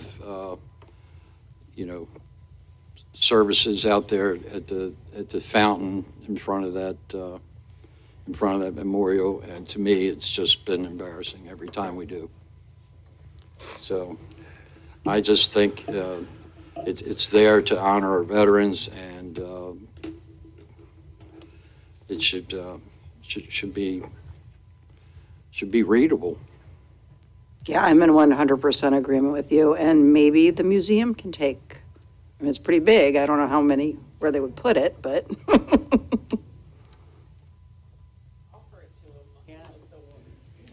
Or upcycle. We can do some research and see what to do. I do know of a couple of uses for it where it's not going to just go away. I can tell you that if there's a consensus to replace it, I would have a lot of heartburn with that monument leaving the city. You know, if it was to just go to one of these places to just then refurbish it. How old is the existing one? I have no clue. I would gather you're probably talking 50s, 60s era. Zoe might know. Zoe's on my list to talk to this week. I'll ask her. I'm just tired of kicking this can down the road. I'd like to get it done. Well, can I make a suggestion? Can we say by the next meeting we know it to either if we can have the monument refurbished, get it done, not kick the can down the road, and have an action plan put into place with a deadline. I touched base with, okay, I don't know. I just would think that somebody that specializes in creating monuments would have gave us a professional opinion that they would do their best with it, but no guarantees.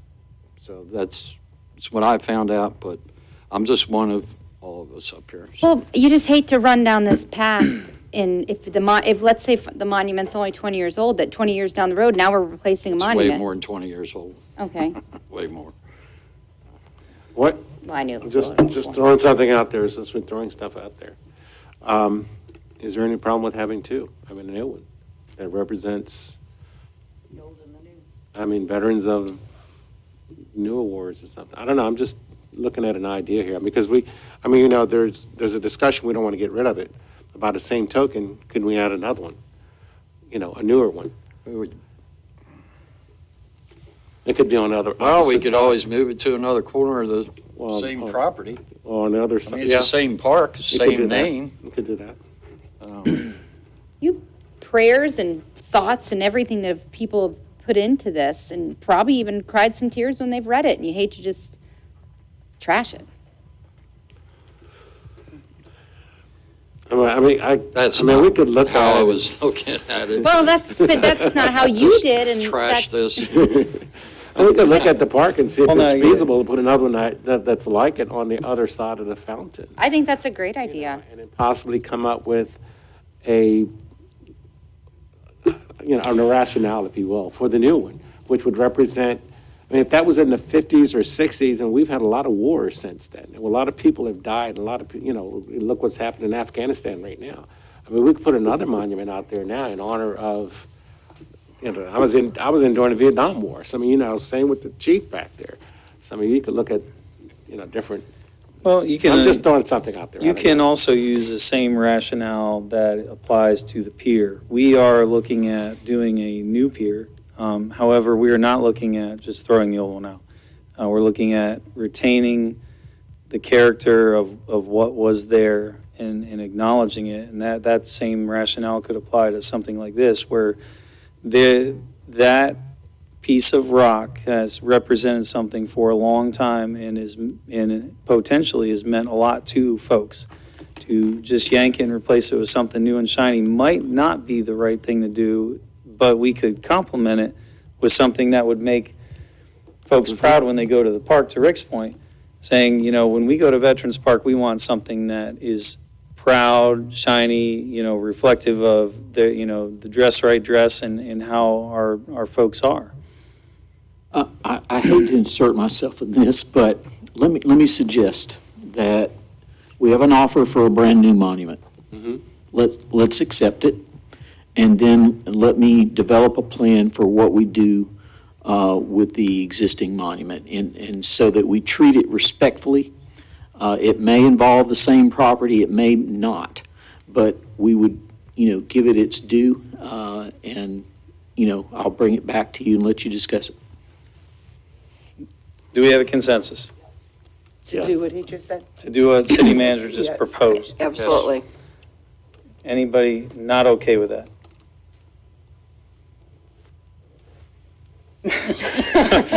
All right, we have a consensus. Thank you for rescuing us. I'd like to thank Commissioner Bellinger for taking the initiative to Absolutely. get the Well, GoFundMe. That was Yeah. easy.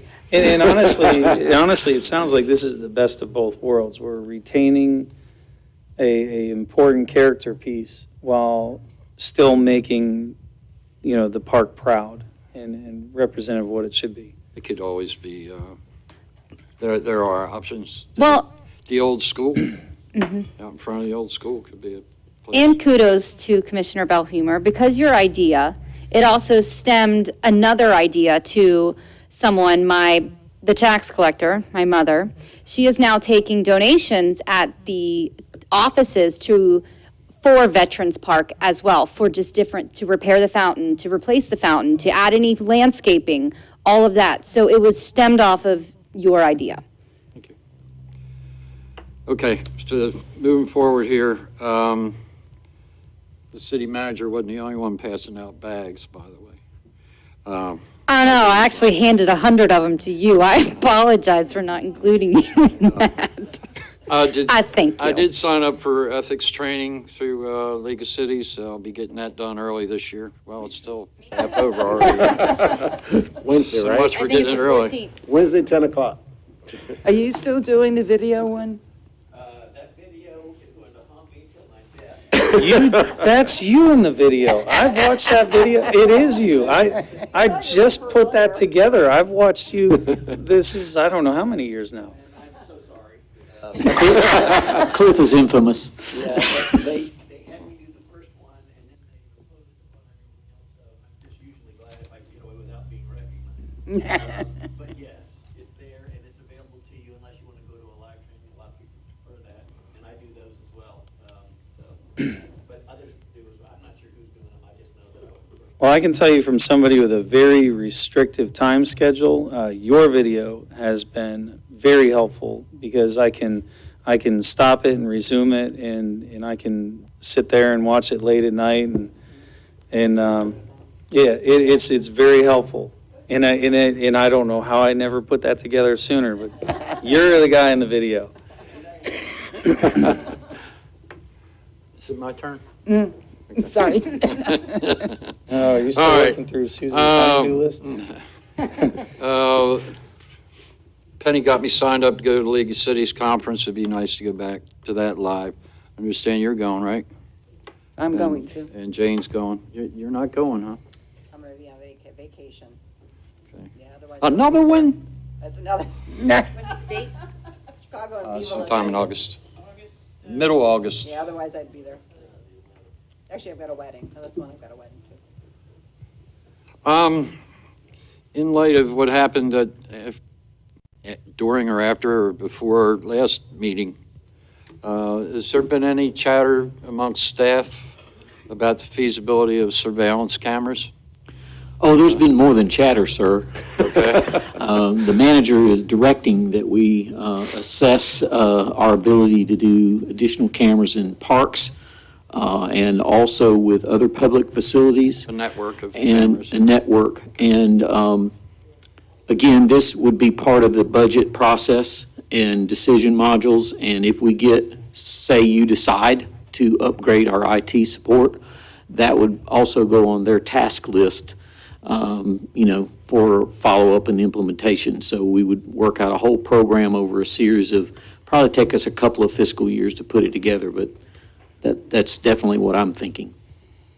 Okay. That's great. Good news. Well, I handed out the last of my lapel pins. I ran out of time. But since I ran out, I ordered another 100, so I'll be handing them to William, and he'll be City of Flagler. dispersing them to different people. Does that mean I actually There's have no to- reason you, I ladies don't can't like have a wearing lapel pin, wear it on your sweater or whatever, of course. I got one from Rick, and I appreciate it. It's a really nice pen. And it's something that can be handed out at, Citizens Academy Yeah, that I graduates like and it that for sort of that. stuff. So Just don't another ask me 100 to are on wear their way, donation to me, to the city, from me to the city. I'm gonna put mine on eBay.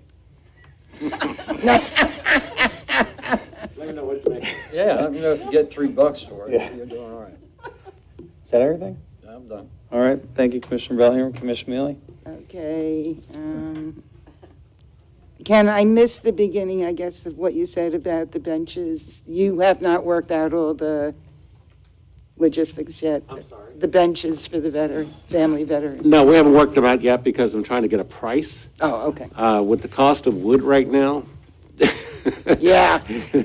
I'm actually trying to get some donors. I'm trying to find a source of wood, and then I'll beat them up and see how much I can get. And then we'll free. do the plaques after Right, that. and then we do the plaques, and there'll probably be some nice brass plaques. Not gonna be any big things, just something that you can read. But the price points are what I'm looking at first, and then we'll see how much it's gonna cost per bench, because we're looking at stainless steel bolts to put through there in order to secure them, that kind of thing there, so. So I have a wood guy that's actually working with me on the wood, and then and I found a guy, like I said, that has a mill that said he would cut it for nothing if we use wood. And the best woods to use are like, I think it's a red oak or cedar or cypress. Yeah, no, I and heard kind all of thing. that. It was the plaque part. I Oh, the thought I plaque missed. part. Oh, I'm not worried about the plaque till I get the wood. Okay, that's all I need. Yeah, we'll start working on that once we get the wood secured. Wouldn't a Trex material be? Trek, it depends, I didn't realize it, but there's like 12 different types of recycled Trek. Trek is a brand name. Correct. But there's a lot of different Trek. And if you don't get the correct type, it will erode and dissolve. It'll just be gone in 5 to 10 years. They come with a 20-year warranty. I've just purchased pool patio furniture. Yeah. 20 years, I could care less. I mean, at 73, at 93, I'll be lucky if I could sit on the bench. No, but seriously, we're working on it. We're trying to find the best product, and I have a guy that actually is a woodworker, and he was telling me, and he came out here today, and he's actually talking about the best wood to use that can be sealed and it'll last for quite a while. Great, okay. I just missed the plaque part. Okay, sorry about that. I want to make sure I don't miss it. Well, we'll make sure you're on Okay. board. I had a question about, but then Drew gave us an ordinance or something to discuss about stores selling their wares outside. Penny, last time we talked about the lady who may or may not be attending the TPO meeting. And we talked. Oh. I did send an email to PM and she was on vacation, so, and I haven't heard back from her either. Oh. I'm sorry, not PM, Debbie. Debbie's the secretary now. I think they moved PM up. Okay. Somebody else is going to be moving up because Lois resigned, for those that don't know. Really? Yeah, as of the end of this month. Lois. Lois Bowenbach. Wow. Huh. Okay, so you'll be getting back to us some other time. All right. I went to Jerry Cameron's farewell. I think it was like his 4th farewell. I don't know. But Rick was there. It was very nicely done. One of the nicest things they did, and he started to cry. Yes. He was more emotional that night than I thought he was capable of being. That must mean it's for real. From where his family is from, some part of Scotland, they called him the Lord of whatever the name of the area was, and they gave him a certificate, Lord Cameron from wherever. And that really got to him. It was a nice idea. Went to the Ed Foundation dinner, as did Eric and Susie. And with Debbie, I read a part of the Declaration of Independence. It is a difficult document. Once you get past the thing we all had to memorize in school, there were words like. Talked funny back then, too. They talked funny. Okay, so then the one issue that I did want to bring up had to do with the high-rise that is no longer. We have 3 high-rises in Flagler Beach. I know of one of them that it really is well taken care of, only because I know the people that take care of it. I spoke to a lady who lives in another one of the high-rises. She feels like they're being well taken care of. And the other one, I haven't had a chance to talk to anybody yet. And my other concern is, besides the buildings themselves, things happen. We don't know, or not us, but it's not known always who's in those apartments. You know, I kept saying, because I'm still dreaming about going back to Africa, there could have been a couple on a safari, and that nobody knew that they were away, and here they are still looking for them. So what I would like to do, if everybody else agrees, is to have an informal meeting with the boards of the 3 buildings and ask what kind of maintenance. Yeah, I know it's on all their minds. The lady that I spoke with yesterday, they have a board meeting coming, a condo meeting coming up next week, and she knows that that's going to be an item on the agenda. But also this idea of maintaining some kind of a list, and we can't enforce it, I know we can't, but at least to have a suggestion while it's still fresh in everybody's mind, and then our first responders will know, okay, apartment A was vacant, don't have to worry about those, like that. So how do people feel about that? Sounds like a good project for you. In what forum would you have?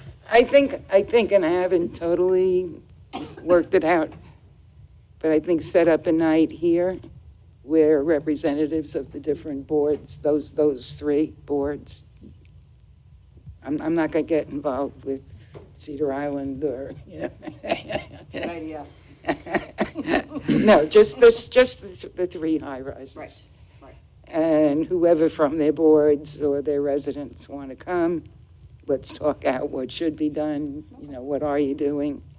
And again, this idea of a list of who's there and who's not. And just hold it here as an informal, the city's not getting involved, but, you know, just to show concern. I think I watch that Mea Kava every morning, and I think about you having to get up and be so nice to everybody and so feeling day after day after day. And I think about our police chief and our fire chief and all the staff members. What else is not getting done in Miami-Dade County or in Surfside? Did I say it right that time? Okay. While all these staff people are working on this. Not that they shouldn't be, but it's been wonderful that the governor's been down there, well, every day up until Elsa decided to show up. But the governor was there every day, which is wonderful. But again, he's got other things to do.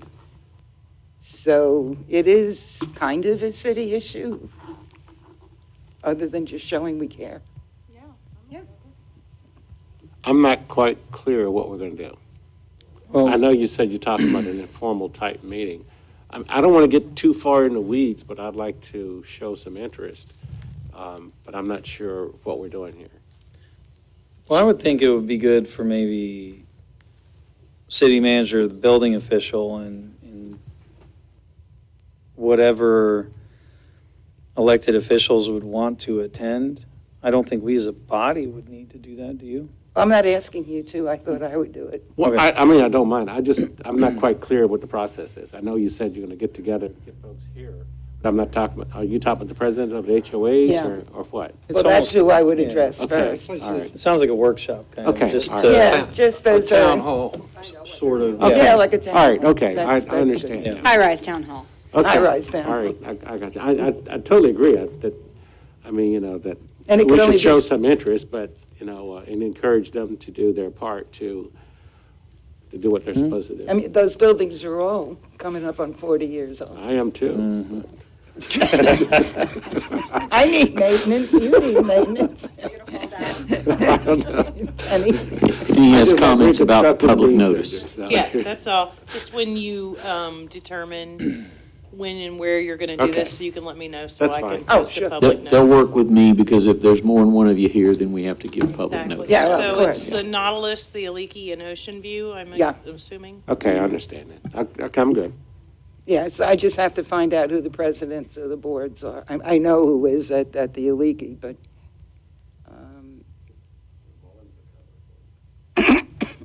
I heard that.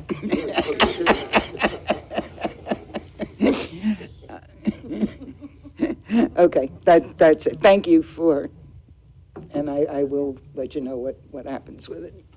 That's everything? Oh, I thought, yeah, no, did you get your answer from what we talked about? I have a specific question, but I don't know Robert's Rules of Order, so I don't know when I'm to ask it. Well, this is you.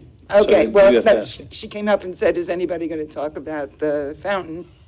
And when we talked about the cameras, it's unfortunate it happened. We don't know who did it or why. Do I ask it now? Well, no, this is Jane's comment period. City manager, if you want to respond to your plan for the fountain, I know we're not going to leave it like that. Okay, so we'll leave that for you to respond to. Okay. Okay, two things. Today I completed my newly elected commission class at Florida League of Cities. And I know that mayor is going to be doing it as well. So a year and a half into this position. No, but that's It was good. actually I thought it was good because I knew a lot, but there were things I did not know.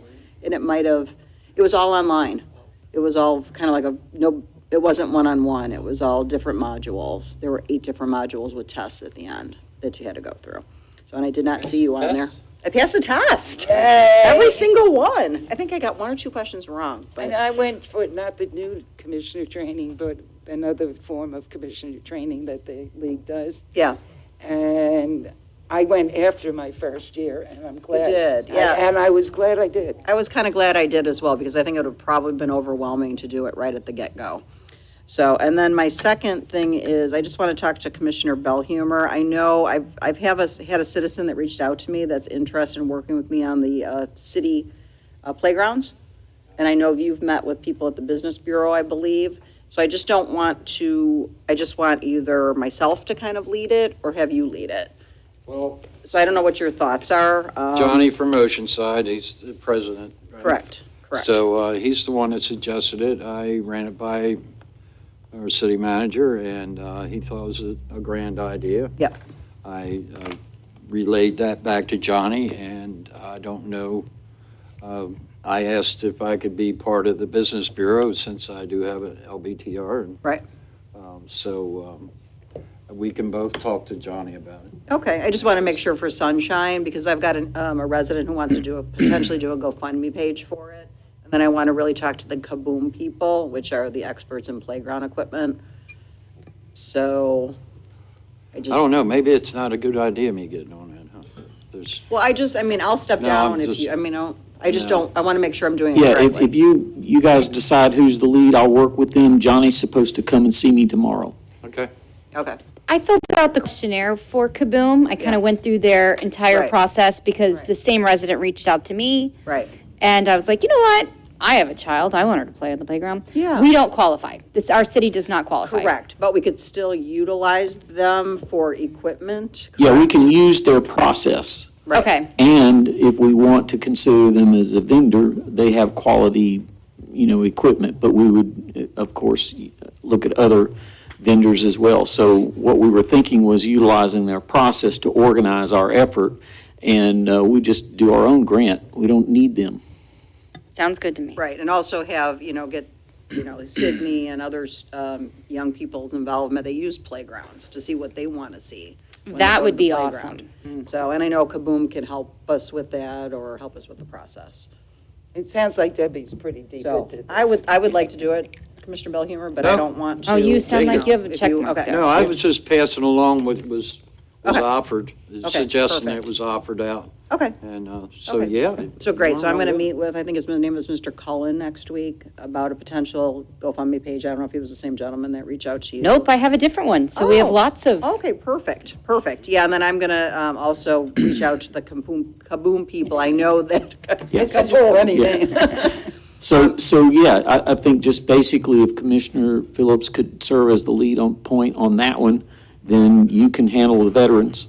Yeah. We're good, and then Commissioner Bryan has the benches, so Right. this is good. Right. So we each have our role. So, thank you. Is it? That's all I have, that's all I've got. So I'll have more to update next time, next meeting. That's all I have. Okay. Like to thank city manager and both chiefs for the phenomenal job that was done on 4th of July and that whole weekend.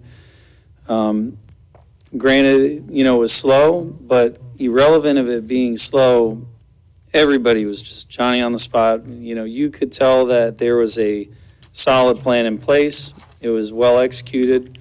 You all changed it up, based on the weather and everything, but there was still a lot of planning. You could tell that went into the weekend. It wasn't needed, but no matter what, the effort and the time spent on that, was very noticeable. So Chief City Manager and Chief Pace, kudos to all y'all, because it was heavily noticed. Everybody was exactly where everybody needed to be. The citizens noticed it. I think one person complained about it, and they said there was too many. I said, that's impossible. So kudos to everybody for that. I want to thank Mayor Johnston for the multiple beach cleanups, and also Linda P. Linda P., I know you're listening. So Linda P., thank you for being out there. And so the item that I had that I wanted to talk about was fireworks. It goes without saying that the original concept of fireworks was a business driver. That was a business initiative. That's what it was originally started out to. This goes all the way back to when there was 5,000 people total living in the county, and we were very, very small, and we needed to draw people in on the 4th. That's the history of how it started. So my proposal is to do fireworks, but do fireworks at a time of year when they are needed most for businesses. And that's in the wintertime, New Year's. And y'all remember the lights and all the TDC initiatives, and Amy did a great job with promoting that, and that initiative is continuing. We have the trees in the park, we have the businesses lit up, and we have all these steps being done to help drive business when it's needed most. And if you look in the general geographic area, there's absolutely nothing of real significance going on as far as New Year's goes, minus European Village, if you want to call it of big significance, and there's nothing else. This has a potential to be a very big keystone event that is needed for the area, a gigantic business driver, and it ties into the initiatives that we're currently doing to try to get folks here that time of year. The temperatures of that time of year are conducive to not having a all-day drunk fest on the beach, which is, that takes a huge strain off the city. I think that if we are going to set off fireworks, which we still have, TDC still has that money, that would be the ideal time to do it. I think it'd be a huge business driver. It's needed. If you talk to our business owners, the things that they do on New Year's are very small because there's just not a big draw. They don't get busy. Everybody goes somewhere else. And the reason why is because there's not really anything happening here.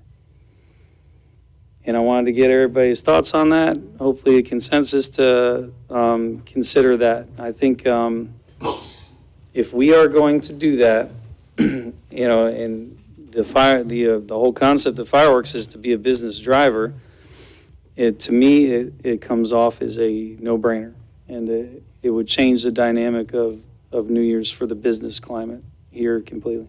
Certainly. Just one comment, are you talking about eliminating 4th of July going forward, or just we're talking about this year? Well, this year would be the start. And, Okay. I mean, I am of the mindset that I would be perfectly fine with county or Palm Coast taking over 4th of July fireworks, and I'll tell you why. We are under an extreme heavy load. Unless we get rain, this city will be under a huge crowd load. To me, it is not intelligent to keep pushing that envelope until there's an actual problem. I am of the belief that we have already exceeded our capacity to keep everyone safe. Just based on what I'm seeing as far as the trend goes with our own event, and then not only that, but you look at what is happening on the macro thing. Cities now, especially Daytona, are having trouble keeping control of any event. And to bring in a crowd that is 10 times the size of our population and jam them all in here in the beach, I just don't think it's a good idea. And not only that, you're going to be hard-pressed to find a business owner who's going to look you straight in the eye and say, I need that, because they're going to be packed anyways. But when they're not packed is on New Year's, and they desperately need help around that time. Yeah, I mean, as a business owner, people are tapped out after Christmas, with their money, so this would be terrific. And this has the potential to be a keystone event for the area, because you got a few little tiny fireworks on Main Street, you got a few little tiny fireworks in town center. That's not how we do the fireworks, and this could be a huge draw for heads and beds. This could be a huge draw for business revenue that was not there. And the good thing is it'd be very easy to measure. You have our businesses take a look at their sales comps last year, they look at it this year. We know if it was a good idea, and we would know that right away. Question. Mayor? So you're just saying move the fireworks from 4th of July to New Year's. Keep, or are you saying move city events? Like, would we still be doing the pageant in the park and all of that for 4th of July? For 4th of July, well, here's the benefit. If you move the fireworks from 4th of July to New Year's, it enables us to focus on everything a small town should be doing that we got pushed out. A lot of the things that we wanted to do got pushed out. So we can go back to doing the pageants, the music in the park, the limbo contest, the parades. Watermelon. We could actually do a fishing contest on the pier because it wouldn't be closed that day. I just thought of that, but. And so this kind of brings back that whole charm, and you're kind of saying, let all the commercialized insanity Disney World style stuff go to Palm Coast for that day. And we take on all the day crowd. We're going to be busy regardless, and then we can focus on our character, our charm, and everything of what we're supposed to be. Commissioner Bryan? Yeah, so are we saying to still keep the parade for the 4th of July? Oh, absolutely. 100%. Okay. 1,000%. And not only that, but on New Year's, you could even do a night parade because it gets dark early. Okay. Well, I think it's an excellent idea. Right? For the first time, I actually came downtown on the 4th of July. My wife and I actually had breakfast downtown here, and I thought it was manageable, and it seemed like people enjoyed themselves a lot more without a large crowd. I think it's a good idea. I mean, it's worth trying anyway. Yeah, And like you said, it's easy to track the revenue from the business to see whether or not they're actually gaining from it. But I agree, January, February, December, January, those are the slowest times that we have. Ghost town. It's ghost town. So And- I'm willing to try it. I think every business would love it. I agree, and, we've attended, we had multiple meetings back in the past with the old chamber, and they sat down with their little boards, and they kicked around ideas of what can we do to try to keep people coming here, and it ended up materializing into absolutely nothing. And then FB3 came up with the lights, and then Nick helped out with the trees in the park, and this is, we can utilize everything, all the great job that Amy did in TDC in promoting it and turn this into a really beneficial event, as opposed to, I'm all for the patriotism and everything in the pageantry that is 4th of July. And I believe that by doing this, it actually accentuates it, and it allows us to really focus on that versus the commercialized aspect that was happening by just having so much. And doing this in the wintertime just, it kind of seems like a no-brainer. And it will really change the game for, that 1 week that happens for the businesses. And the money coming from the TDC, they don't care when we use it. No. So with this, we could do a Williams Word of the Night pilot? Do a For this pilot, year? yeah.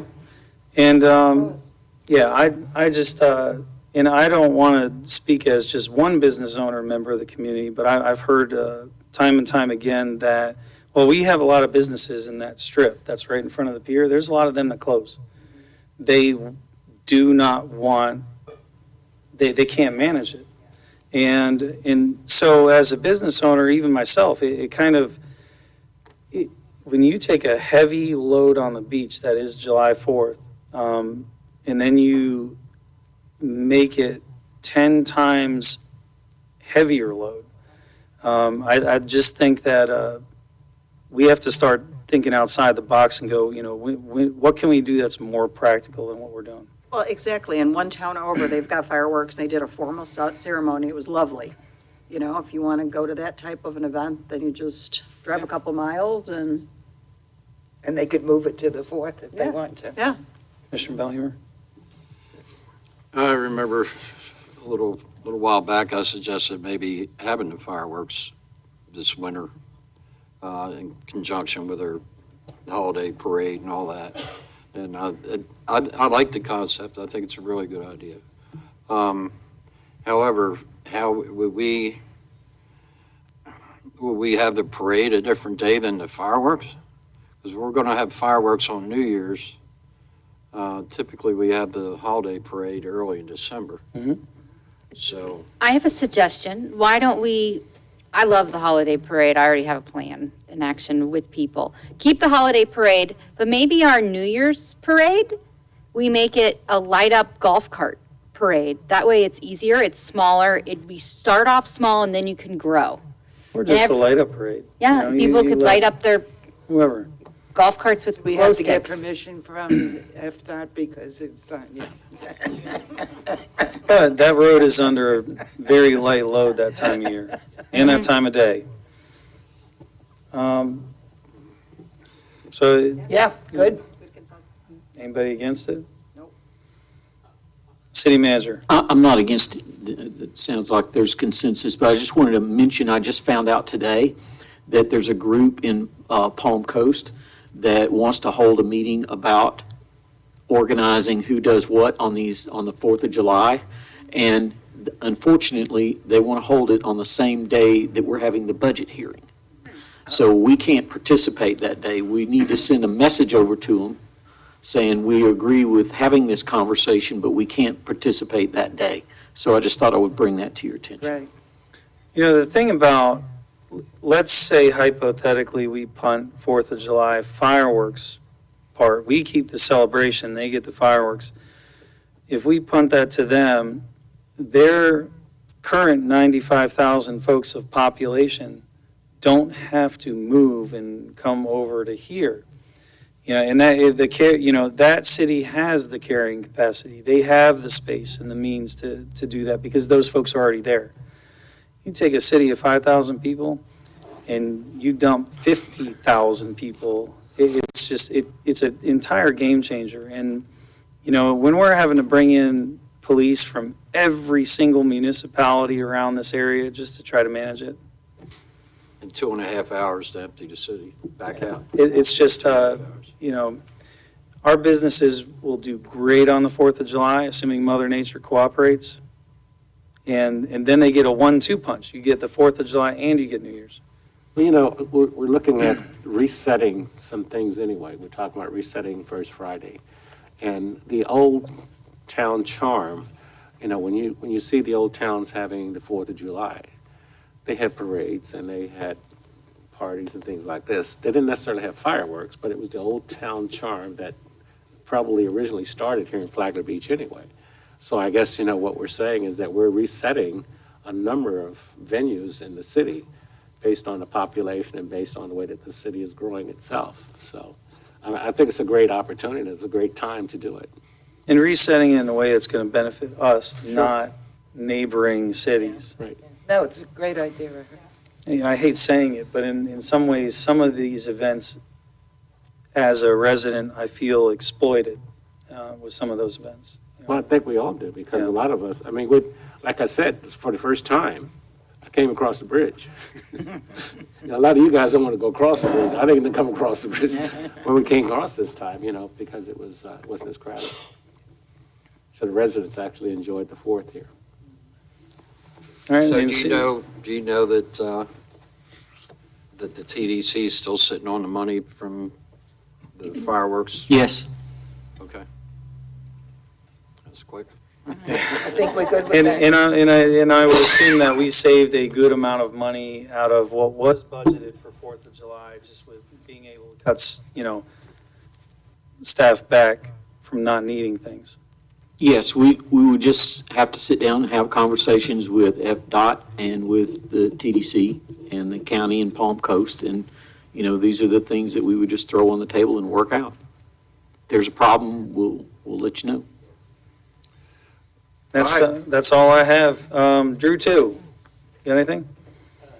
Well, generally I would say no because it's not my place, but I will say this much. I think it was Ms. Phillips who talked about the fact that home rule is under attack. That's not, or Ms. Mealy, that's a real thing. And I'm assuming that you're aware, and probably Drew has brought it to your attention, but this is not like, nibbling around the edges. It's a full-on assault. And so I'm bringing it to your attention, and I'm sure he will say the same. I do not know who your local representatives are, but I do know what kinds of games they talk before they get elected. And they talk about local control until they get elected, and then they take it away from you. You should hold them to account. If you want to have any opportunity to do something here, you're going to have to make them account for it. Because they are taking it away as fast as they can. Well, we have a local rep who is an upcoming Speaker of the House. That's right.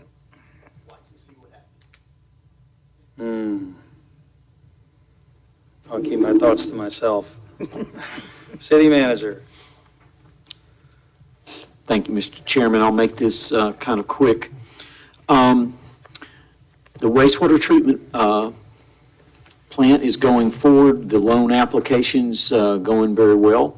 It's in, and for the first time in a long time, apparently, at the last report, there are basically less applications than they have money for, so it looks like we're in. Oh, great. Wow. So we will see how that goes. This gentleman had asked me multiple times about the pro rata share for, what happens to his wallet, when all of this is approved. And I appreciate that, and I wasn't trying to be, disrespectful or put you off. It's a complicated question, and I've had the engineer working with me on it, and here's the best information that I can share with you. That if we used the full $16 million authorization, and I doubt we're going to do that. We just authorized up to that because we weren't sure about pricing. But let's just say it depends on how much money is actually borrowed. We done the calculations, and depending on how you count commercial and residential and all of that, somewhere between $8 and $9 per person, bless you, $8 to $9 per month is the impact. And again, there's a lot of variables there with that calculation, but to the best of our ability, it could actually be a little bit lower if we are able to bring the project in less. So like I say, we have authorization to borrow up to 16 million, but let's just say we land it for 13, then that, affects that pro rata share. So that's the answer. You, including the waste, the reuse water part of that? I did not. That is just the actual capital expense. So if you If counted you were the, to utilize that or be able to come out on top, you're talking even bigger impact. yeah, it would be a lower pro rata amount because you would have an additional revenue stream to take into account. So again, it's a complicated issue, but that's the best math at this point. Most important issue this city's seen in 50 years. So I hope that satisfies your question. We are making efforts on the grant front because of the legislature passing money and setting deadlines. I'm going to need some grace from this board. We have a whole group of experts working feverishly to meet grant deadlines that have to be submitted on wastewater, water, stormwater, sea level rise, all of these issues that you've been briefed on 15 July. So what we're going to do is put in the packages we think are going to be, that we stand a chance of getting. And then if there are any match requirements, we'll come back and brief you and get authorization on that at a later point in time. But right now, we just want to meet the window because now's the time to put the request in. So I just thought I would share that with the board. We did well under Miss Elsa. She was a non-event for us, thank God. And I got to thank, again, Tom Gillum and Chief Pace and Chief Downey and all of our team. I mean, we have an amazing group here, and I'm just honored to be part of it. I think one of the best things I saw, I don't love what I see on Facebook a lot, but there was a picture of Jim Cantori and Elsa, saying we love one and not the other. Another quick update, as you know, and this is for public's benefit, not so much yours, but July 21st, we're going to have a full-on workshop. I'm going to show you every piece of the budget. We're going to go over it soup to nuts, and we'll have decision modules that will impact the millage rate or the utility rates, whatever decisions are made, and however the appropriate funding mechanisms are. And that'll be a full day. I think we're starting at 1 o'clock and going till around 5.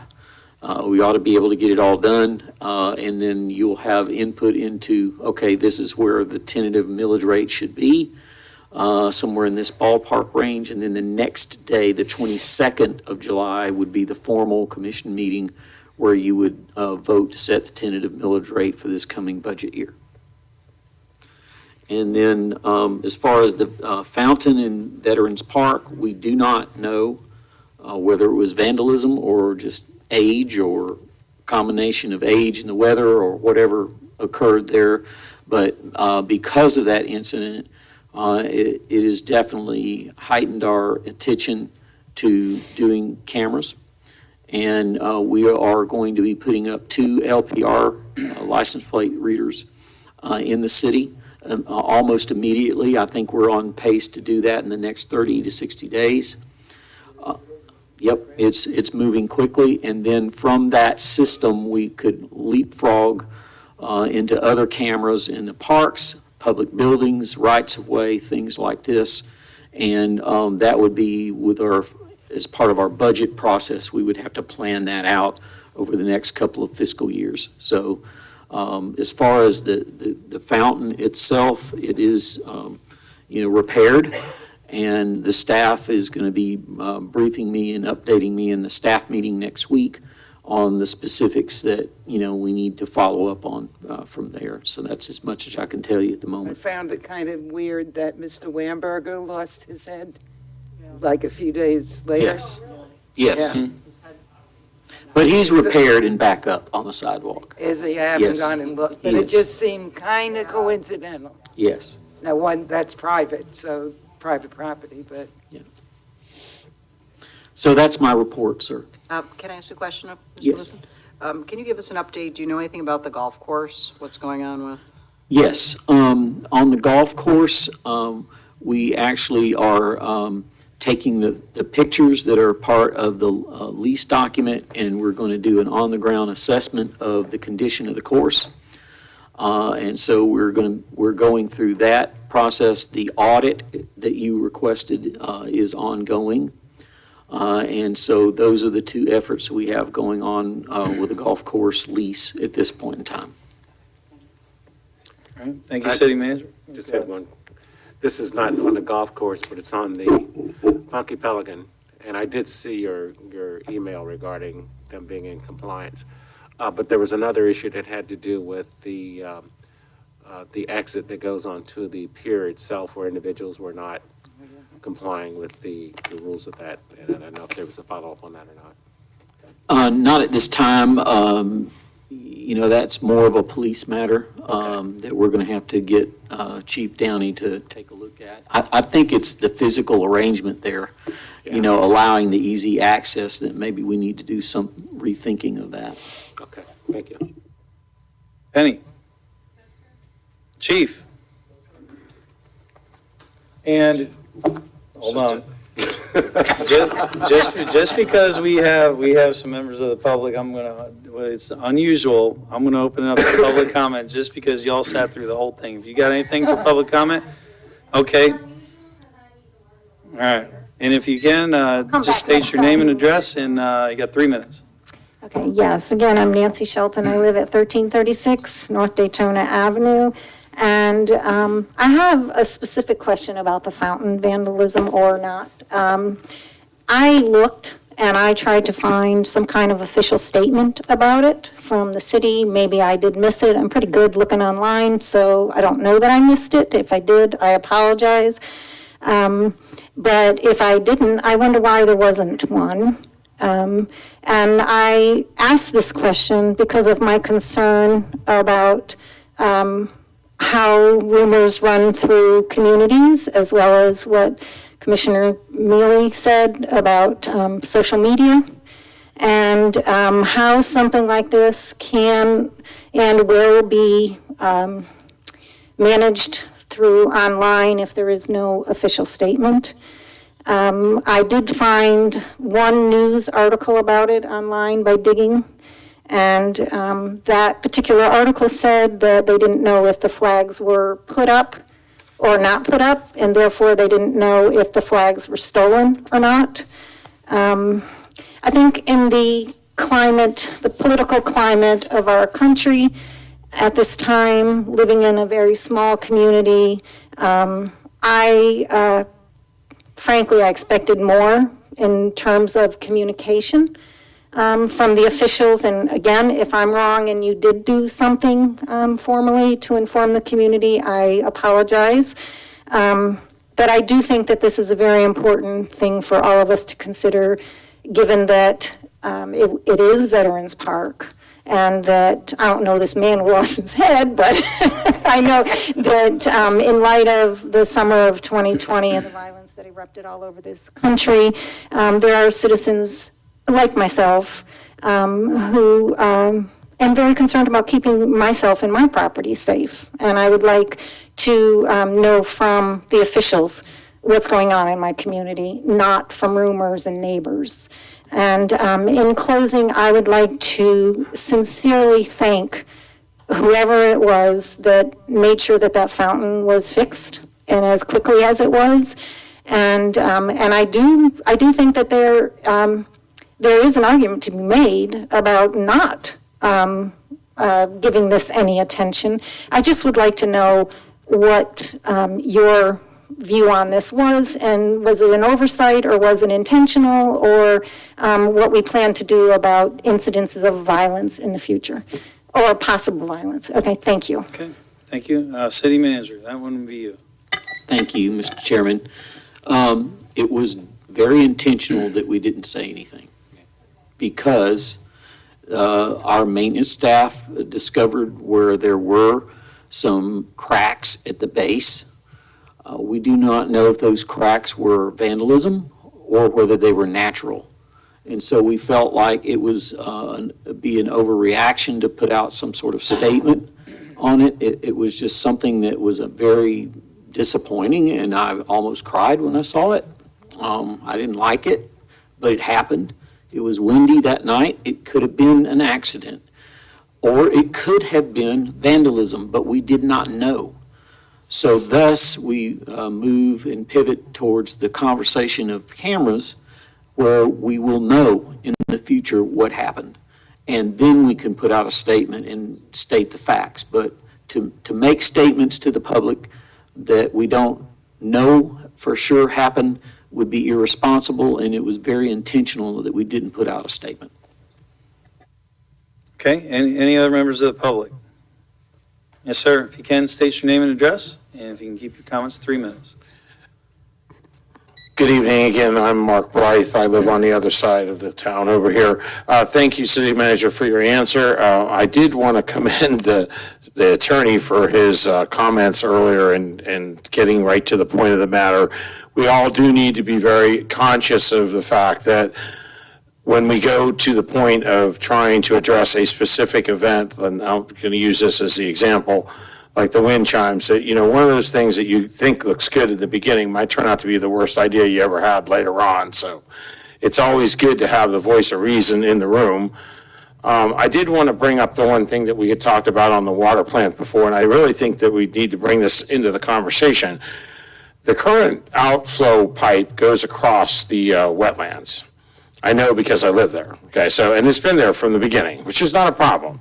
But when we were talking about needing to have a way to distribute the reuse water quickly at a better, more economical way than tearing up our entire city heading towards the golf course, you know, I earlier had mentioned that a good course would be to go down this wetlands. I know from earlier when I permitted some construction, at that time, the city had told me that we had jurisdiction of the wetlands. Now, this is unrelated, and I don't know that I'm 100% correct, so I'm throwing this out here for discussion. But as an economic way to put that water to use and continue to control that water, because I said earlier, and I know you heard me, that this is probably one of the most valuable assets that we have as we fight for water with the city of Palm Coast. So anyway, not to get off on a tangent, but I really think that we should take a good, hard economic look at being able to, at least initially or temporarily or in some way, distribute that reuse water, and then maybe we can backfill it up into these new developments and some of these other things. I mean, obviously, we have a city that's on the grow. We all know where that's going to end up. I think Eric's done a good job of talking about, 50 to 1. I mean, I've been here for a long time. I know a lot of us have. So anyway, I appreciate you letting me talk about that. All right. Thank you, City Manager. You want to respond to that? Yes, sir. Excellent comments. Thank you so much. We do not have jurisdiction over those wetlands. That belongs to the state of Florida, and we got to get their permission. However, part of remember I asked for a little grace on the grants. One of the things we're going to be looking for a grant for is to do this type of an assessment for how we can distribute that water, because it would be a triage type of situation, and the last thing we want to do is to go digging up roads and sidewalks and things and other infrastructure. We do want to put it where, we can legally put it, and then at the least disruption in the most cost-effective manner. So one of the things we'll be looking for is a grant to do an assessment of how that triage, what are our opportunities and how does that triage happen? So that's one of the things we're going to be doing amongst several others. So yeah, we're going to put together a specific plan. I have my ideas based on my experience, but at the end of the day, I got to leave that to the engineers who've done this before, and we're going to try to see if we can get a grant to help us fund it. All right, thank you, City Manager. Anyone else for public comment? Well, you don't have to. Oh, we're just, if you want. I'm Sarah Petty, 222 North 12th Street, Flagler Beach. And, Yeah, can you pull the microphone down a little bit? and I have a pond at the end of my road on 12th Street. And it's been there, I think I've been here before and complained about it. And, I mean, I understand a lot of water comes down there, but other streets isn't as bad. This is so bad that people can't actually drive their car through it. They back up in my driveway, and when it's really, especially when the irrigation next door goes into it too. And it's really, even the carts can't even go through. People walking, they have to go, around. So that's it, whatever. I mean, it's better than the flood. And when we had the flood, it was about 3 houses down, up to 3 feet, and my house didn't have any, so I can't complain. It's right at the end of the hill, and it all, the rest of it all goes down the hill, and it don't, But it really is not good. Thank Okay, you. and thank you for that. And City Manager, that's something that you can follow up. Right. If you can, okay, she's got your contact info. All right. Okay. All right, thank you for They go that. by and see it too, the city, they go by and see that water all the time. So, All right, Commissioner Bryant, Motion to adjourn. Second. we're adjourned.